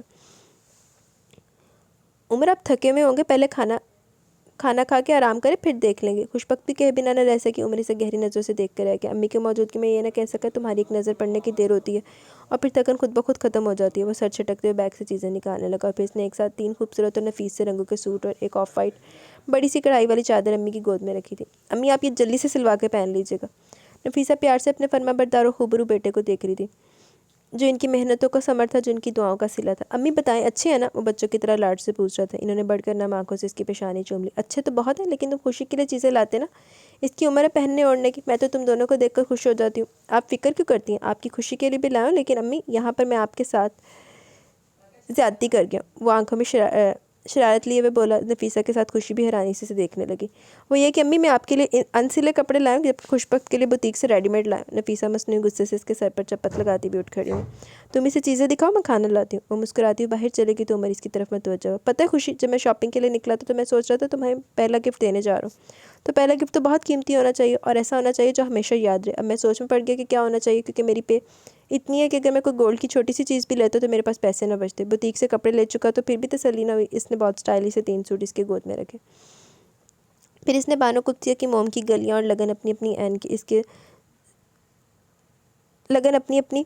اس کے ذوق کے مطابق کتابیں اس کے سامنے رکھی، جبکہ وہ اسے دیکھے جا رہی تھی جو اس کا اپنا تھا۔ یہ یادگار تحفے تو نہ ہوئے جو تمہیں یاد رہیں کہ یہ عمر نے مجھے پہلی بار دیا تھا، اس لیے میں تمہارے لیے یہ لایا۔ اس نے کتاب سے چھوٹا سا لکڑی کا منکش باکس نکالا، اسے بہت احترام سے کھولا تو قرآن پاک موجود تھا، جس کی خوبصورت بلو جلد کے اوپر گولڈن لکھائی کی گئی تھی۔ اسی احترام اور عقیدت کے ساتھ پاک کتاب کو خوشبخت کی گود میں رکھ دیا، اور خوشبخت جو کسی ٹرانس کی کیفیت میں تھی اس کی گھنی پلکیں نم ہونے لگی اور کاجل پھیلنے لگا۔ وہ عقیدت سے عمر عباس کو دیکھ رہی تھی جو اس سے اتنا پیار کرتا ہے کہ وہ اسے اس قابل سمجھا کہ وہ قرآن پاک کا تحفہ اس کے لیے لائے۔ ایسا پہلا تحفہ تو شاید ہی کسی سہاگن کو ملا جو خوشبخت کو ملا تھا۔ وہ واقعی خوشبخت تھی، یہی سب سے بڑا سچ تھا۔ باقی یہ دونوں گفٹ کبھی کسی نے نہیں ملے ہونا۔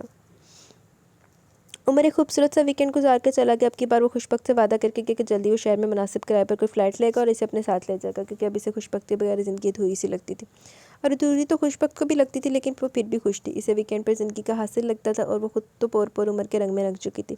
کوئی تشنگی نہ رہی، زندگی میں کوئی کمی نہ رہی، سارا جہاں نکھر سا گیا۔ اس دن جب وہ صفائی کرتے ہوئے پیٹی پر رکھی ہوئی چیزوں کو دوبارہ ترتیب سے رکھ رہی تھی، انہی چیزوں میں عمر کی کتابیں تھیں اور 2-3 ڈائریاں۔ اس نے انجانے میں ایک ڈائری کھولی اور اس ڈائری کے شروع کے 2-3 صفحات لکھے تھے جن پر نظمیں لکھی تھیں، باقاعدہ ڈیٹس لکھ کر وہ نظمیں لکھی تھیں۔ 29 فروری، باندھ لے ہاتھ سینے پر سجا لیں تم کو، جی میں آیا ہے تویز بنا لیں تم کو، پھر تمہیں روز سواریں تمہیں بڑھتا دیکھیں، کیوں نہ آنگن میں چنبیلی سا لگا لیں تم کو، جیسے بالوں میں کوئی پھول چنا کرتا ہے، گھر کے گلدان میں پھولوں سے سجا لیں تم کو۔ مجھے اندازہ ہی نہیں تھا کہ وسیع شاہ کی شاعری یوں میرے دل کی ترجمان بن جائے گی۔ عمر عباس کی آنکھوں میں دھند زیادہ ہی اترنے لگی۔ دوپٹے کے کونے سے اس نے آنسو صاف کرتے ہوئے اگلی تحریر پڑھی۔ 2 مارچ، آج نہ جانے کہ اسے دیکھنے کے بعد میں خالی من سا لگا، شاید اس لیے کہ اس نے میری طرف ایک بار بھی نہیں دیکھا، اس لیے کوئی احساس نہ جاگا۔ عمر عباس۔ 7 جولائی، بھیگی آنکھوں والی لڑکی میری طرف دیکھتی ہے تو من میں جل تھل کر جاتی ہے، مجھ کو پاگل کر جاتی ہے۔ آج نہ جانے کہ وہ کچھ اداس تھی، نہ جانے کیوں، کاش میں اس کی اداسی دور کر سکتا۔ عمر عباس۔ خوشبخت کو لگ رہا تھا اس کا دل بند ہو جائے گا، لیکن ابھی ترکش کا آخری تیر باقی تھا۔ 20 نومبر، میں نے دیکھا تھا ان دنوں میں اسے جب وہ کھلتے گلاب سا تھا، اس کی پلکوں میں نیند چنتی تھی، اس کا لہجہ شراب جیسا تھا، اس کی زلفوں سے بھیگتی تھی گھٹا، اس کا رخ مہتاب جیسا تھا، لوگ پڑھتے تھے خیالوں کا اس کا وہ ادب کی کتاب جیسا تھا، بولتا تھا زبان خوشبو کی، لوگ سنتے تھے دھڑکنوں میں سے۔ یہ حقیقت ہے کہ وہ خواب تھا، یہ خواب ہے کہ حقیقت تھا وہ۔ اپنی نیندیں اس کی نظر ہوئی کہ میں نے پایا تھا رت جگہوں میں اسے۔ اس کے بعد ڈائری میں کچھ تحریر نہ تھا، کیونکہ اس سے اگلے دن تو وہ خود خوشبخت امان سے خوشبخت عباس بن بیٹھی تھی۔ اسے آگے بھی کسی کو کیا یاد جب اس نے آ کر اس کے نصیب کیا یاد کرتا جب اس نے آ کے اس کے نصیب پہ سیاہی بھر دی۔ اے اللہ، انہیں تیرے واسطے لکھ پاگل ہویا پہ تے، بی بی نے مس انڈرسٹینڈ کر لیا منڈے نے۔ عمر نے میری خاطر اپنی محبت کا گلا کھوڑ دیا، میری خاطر وہ مجبور ہو گیا۔ وہ اونچی آواز میں رو رہی تھی۔ عمر اسے اور بھی اونچے سنگھاسن پر بیٹھا نظر آ رہا تھا۔ میں عمر کی زندگی سے نکل جاؤں گی، میں اپنی نحوست کے صاحب مزید اس پر نہیں پڑنے دوں گی۔ انہی سوچوں میں گھرے بنا جانے کیا پلان بنانے لگی۔ دور فٹے منہ پھیرتے تھے۔ عجیب خاموشی شام تھی۔ وہ باورچی خانے کے دروازے میں چوکی پر مرغوں کے ڈربے پر نظریں جمائے بیٹھی تھی، جہاں مرغی اپنے بچوں کو پروں میں چھپائے بیٹھی تھی۔ پھپھو بھینسوں کا دودھ دے رہی تھی۔ 2-3 عورتیں بیری کے نیچے بیچی چارپائی پر بیٹھی اپنی باری کا انتظار کرتی۔ سارا منظر پرانا تھا، لیکن اسے سب کچھ اجنبی سا لگ رہا تھا۔ کچھ بھی تو اپنا نہ تھا۔ وہ تو کسی اور کے حق پر ڈاکہ ڈالے بیٹھی تھی، تو پھر کیسے اپناپن محسوس ہوتا؟ آنسو خود بخود آنکھوں سے لڑ کے اور گھٹنوں پر رکھے ہاتھوں پر پھسلتے چلے گئے۔ آج میری دھی بڑی چپ ہے۔ پتری طبیعت تو ٹھیک ہے نا؟ پھپھو نے فکر مندی سے پوچھا۔ شام کے دھند لگے میں یا اپنی مصروفیت میں پھپھو اس کے آنسو نہ دیکھ سکے۔ بس پھپھو، سر میں درد ہو رہا تھا۔ آواز کی نمی نے پھپھو کو چونکا دیا۔ خوشی میری جان، کیا ہوا جو تو رو رہی ہے؟ پھپھو نے ایک دم بلب جلا کر اس کا چہرہ اپنے ہاتھوں میں سموتے ہوئے پوچھا۔ بس پھپھو، ایسے بابا یاد آ رہے تھے۔ بہانہ تو بنانا تھا، انہوں نے پیار سے اس کو اپنے ساتھ لگایا۔ نہ میرا پتر، شام ویلے اس طرح روتے نہیں، تو فکر نہ کر، اب کی بار عمر آئے گا تو تم بھی ساتھ چلی جانا۔ اماں بابا سے جا کر مل لینا، دل کا بوجھ ہلکا ہو جائے گا۔ میں تو پہلے کہتی رہی، پر تو نے خود ہی نہ ملنے کی ضد پکڑی ہوئی تھی۔ چل اب چپ کر، میں تجھے دیسی گھی کا پراٹھا بنا دوں، مسور کی دال کے ساتھ بڑا مزے کا لگتا ہے۔ پھپھو نے اس کا دھیان بٹانے کے لیے کہا، لیکن اس کا دھیان تو خود بخود ہی بٹ گیا۔ عمر کا زوردار سلام دونوں کا دھیان بٹانے کے لیے کافی تھا۔ وہ حیرانی سے اپنے سامنے دیکھ رہی تھی، جو شرارت سے دونوں کو دیکھ رہا تھا، جیسے پوچھ رہا کیسا لگا میرا سرپرائز۔ لیکن اس نے محسوس کیا اس کا سرپرائز تو صرف امی کو اچھا لگا، کیونکہ خوشی نے شاید اس کے سلام کا جواب بھی نہیں دیا۔ قریب آنے پر وہ اس کی پلکوں کو نم دیکھ کر بے چین سا ہو گیا۔ امی خیریت ہے؟ خوشبخت کیوں رو رہی ہے؟ وہ دیکھ خوشبخت کو رہا تھا اور پوچھ نفیسہ سے رہا تھا۔ ہاں سب خیریت ہے، بس امان بھائی کی یاد آ رہی تھی تو رونے لگی۔ میں نے کہا چپ کر، اب کی بار عمر تجھے اپنے ساتھ لے جائے گا، اور دیکھ تیری اللہ تعالیٰ تجھے لمبی حیاتی دے، تو آج ہی اسی وقت آ گیا۔ میری دھی اٹھ منہ ہاتھ دھو، شوہر لمبے سفر سے تھکا رہا لوٹا، اس طرح منہ بسور کے نہیں ملتے، گناہ ملتا ہے۔ اس نے پھپھو کے کہنے پر منہ ہاتھ دھو لیا، لیکن عمر کھانے کے دوران بھی اس کی خاموشی کو نوٹ کیے بنا نہ رہ سکا، اور بڑی بات یہ تھی کہ وہ اس کی طرف دیکھ بھی نہیں رہی تھی۔ کپڑے بھی ملچکے سے تھے، شاید پہلی بار اس طرح کے حلیے میں دیکھا تو اس لیے بے چینی ہو رہی تھی۔ ایک نوالا بھی کھانے کا دل نہیں چاہتا تھا، لیکن امی کے خیال سے زہر مار کرتا رہا۔ بیٹا اس دفعہ تجھے جلدی چھٹی مل گئی، خیریت تھی نا؟ نفیسہ نے اپنی تسلی سے اس کی جلدی آنے کی وجہ پوچھی۔ بالکل خیریت ہے امی، بس آپ سے ملنے کو دل چاہا تو چھٹی لے کر آ گیا، اب 2 دن ادھر ہی ہوں۔ اس نے خوشبختی کے تاثرات جاننے چاہے، لیکن ادھر ہنوس لا تعلقی تھی۔ الجھن میں وہ بھی جلدی اٹھ گیا۔ امی چائے میں کمرے میں پیوں گا، تھوڑا آرام کروں گا۔ چائے کا کہہ کر وہ رکا نہیں، اندر چلا گیا۔ ان 20 دنوں میں ایسا کیا ہوگا جو خوشبخت کو ناگوار گزرا؟ وہ یہی سوچ رہا تھا جب چائے لے کر اندر آئی اور خاموشی سے چائے سے پکڑا کر باہر چلی گئی۔ عمر کو اس کا چہرہ بہت اترا ہوا سا لگا، بکھرا بکھرا اس کا روپ دل کو اداس کر گیا۔ یہ تو سوچنا بھی گناہ ہے کہ امی نے اس سے کچھ کہا اور وہ اس سے ان کی کوئی بات بری لگی۔ وہ تو مجھ سے زیادہ اس سے پیار کرتی ہے، تو اس کا مطلب ہے کہ اس کی پریشانی کا سبب میری ذات ہے۔ عمر نے پل بھر میں کتنے اندازے لگائے، پچھلی بار کا اس کا روپ جس نے عمر کو وہاں بھی چین لینے دیا، اور اب کی بار کا یہ روپ کتنا تضاد تھا اس میں۔ پچھلی بار اس کے لبوں پر مستقل بسی مسکان، لہجے کی کھنک، آنکھوں کی چمک، گالوں کی شفق تو کوئی اور کہانی سناتی تھی۔ وہ چائے پیتے ہوئے نہیں سوچوں میں گم تھا جب وہ اندر آئی اور اس کی طرف دیکھے بغیر خواہم کا پیٹی پر رکھی چیزوں کو دوبارہ ترتیب دینے لگی۔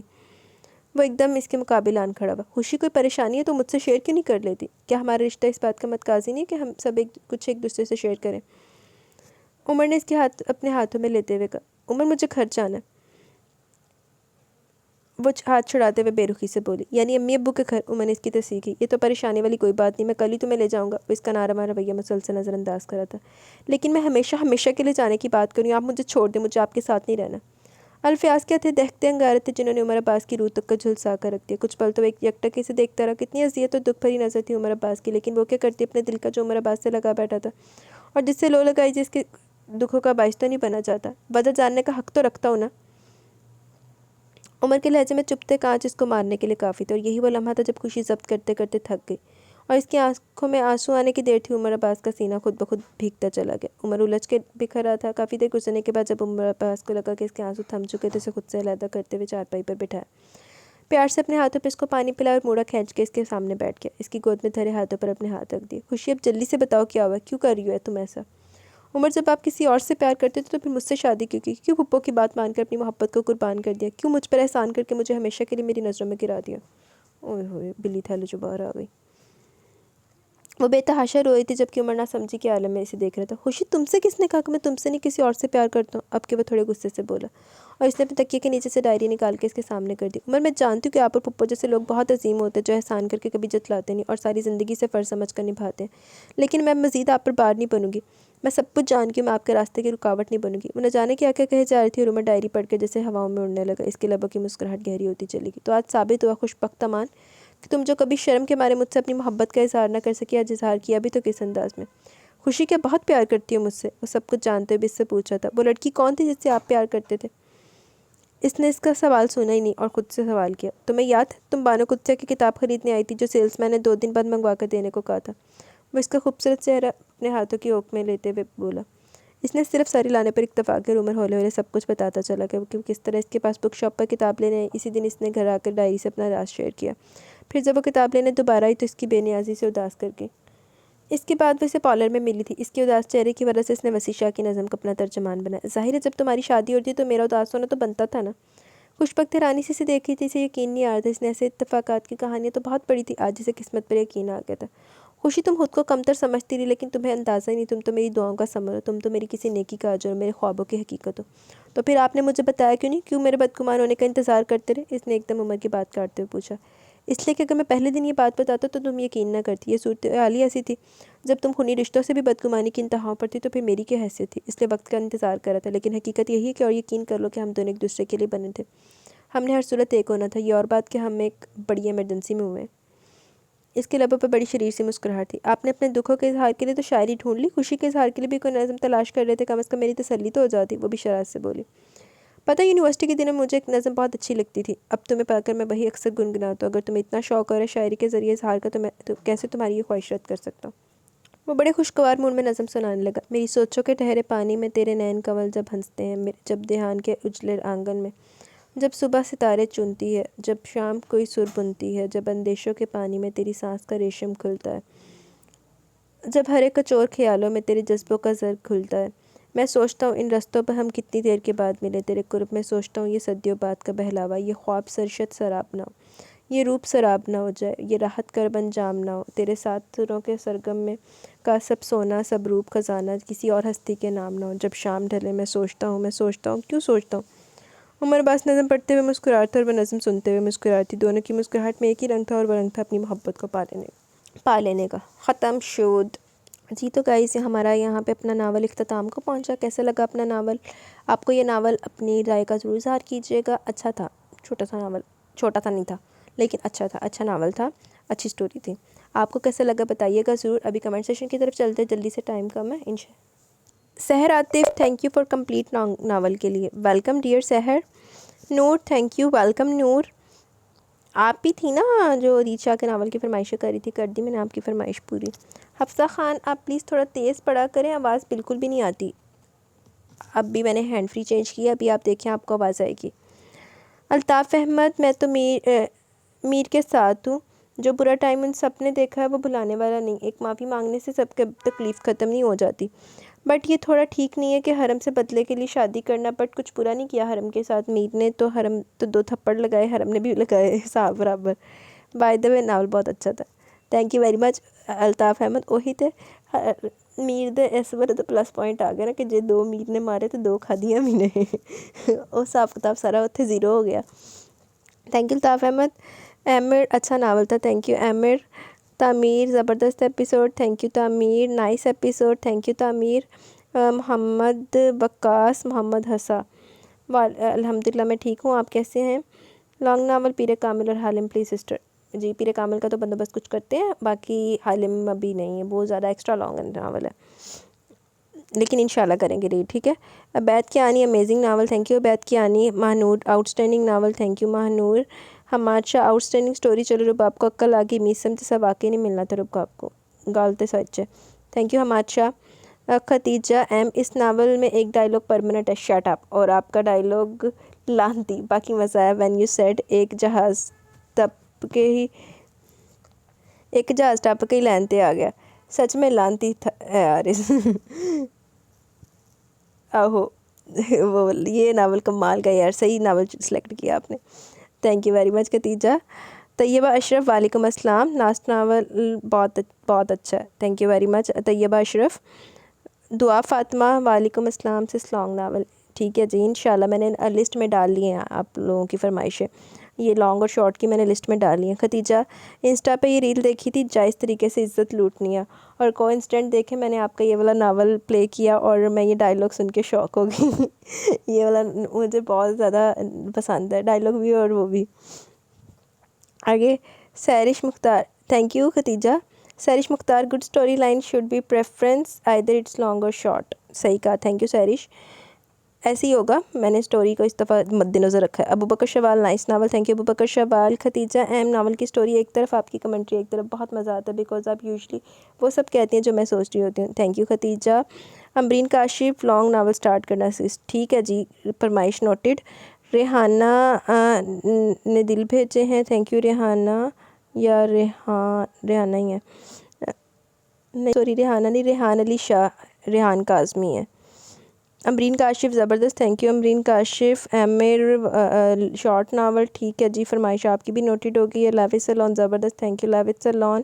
الطاف احمد، بہت لوگ بول رہے ہیں ریچھ شاہ کے ناول لیڈ کریں اور آپ جنہوں نے 11 لیڈ کر دیں کیونکہ 11 کے بھی ہونے والے ہیں، اور آپ نے بولا تھا 11 کے پہ پڑھیں گی، ابھی 11 کے ہونے والے ہیں، ہوئے تو نہیں ہے نا، ہونے دیں جی۔ تو گائز باقی کمنٹ سیشن کل انشاءاللہ، مجھے اجازت دے، جلد ملیں گے، اللہ حافظ۔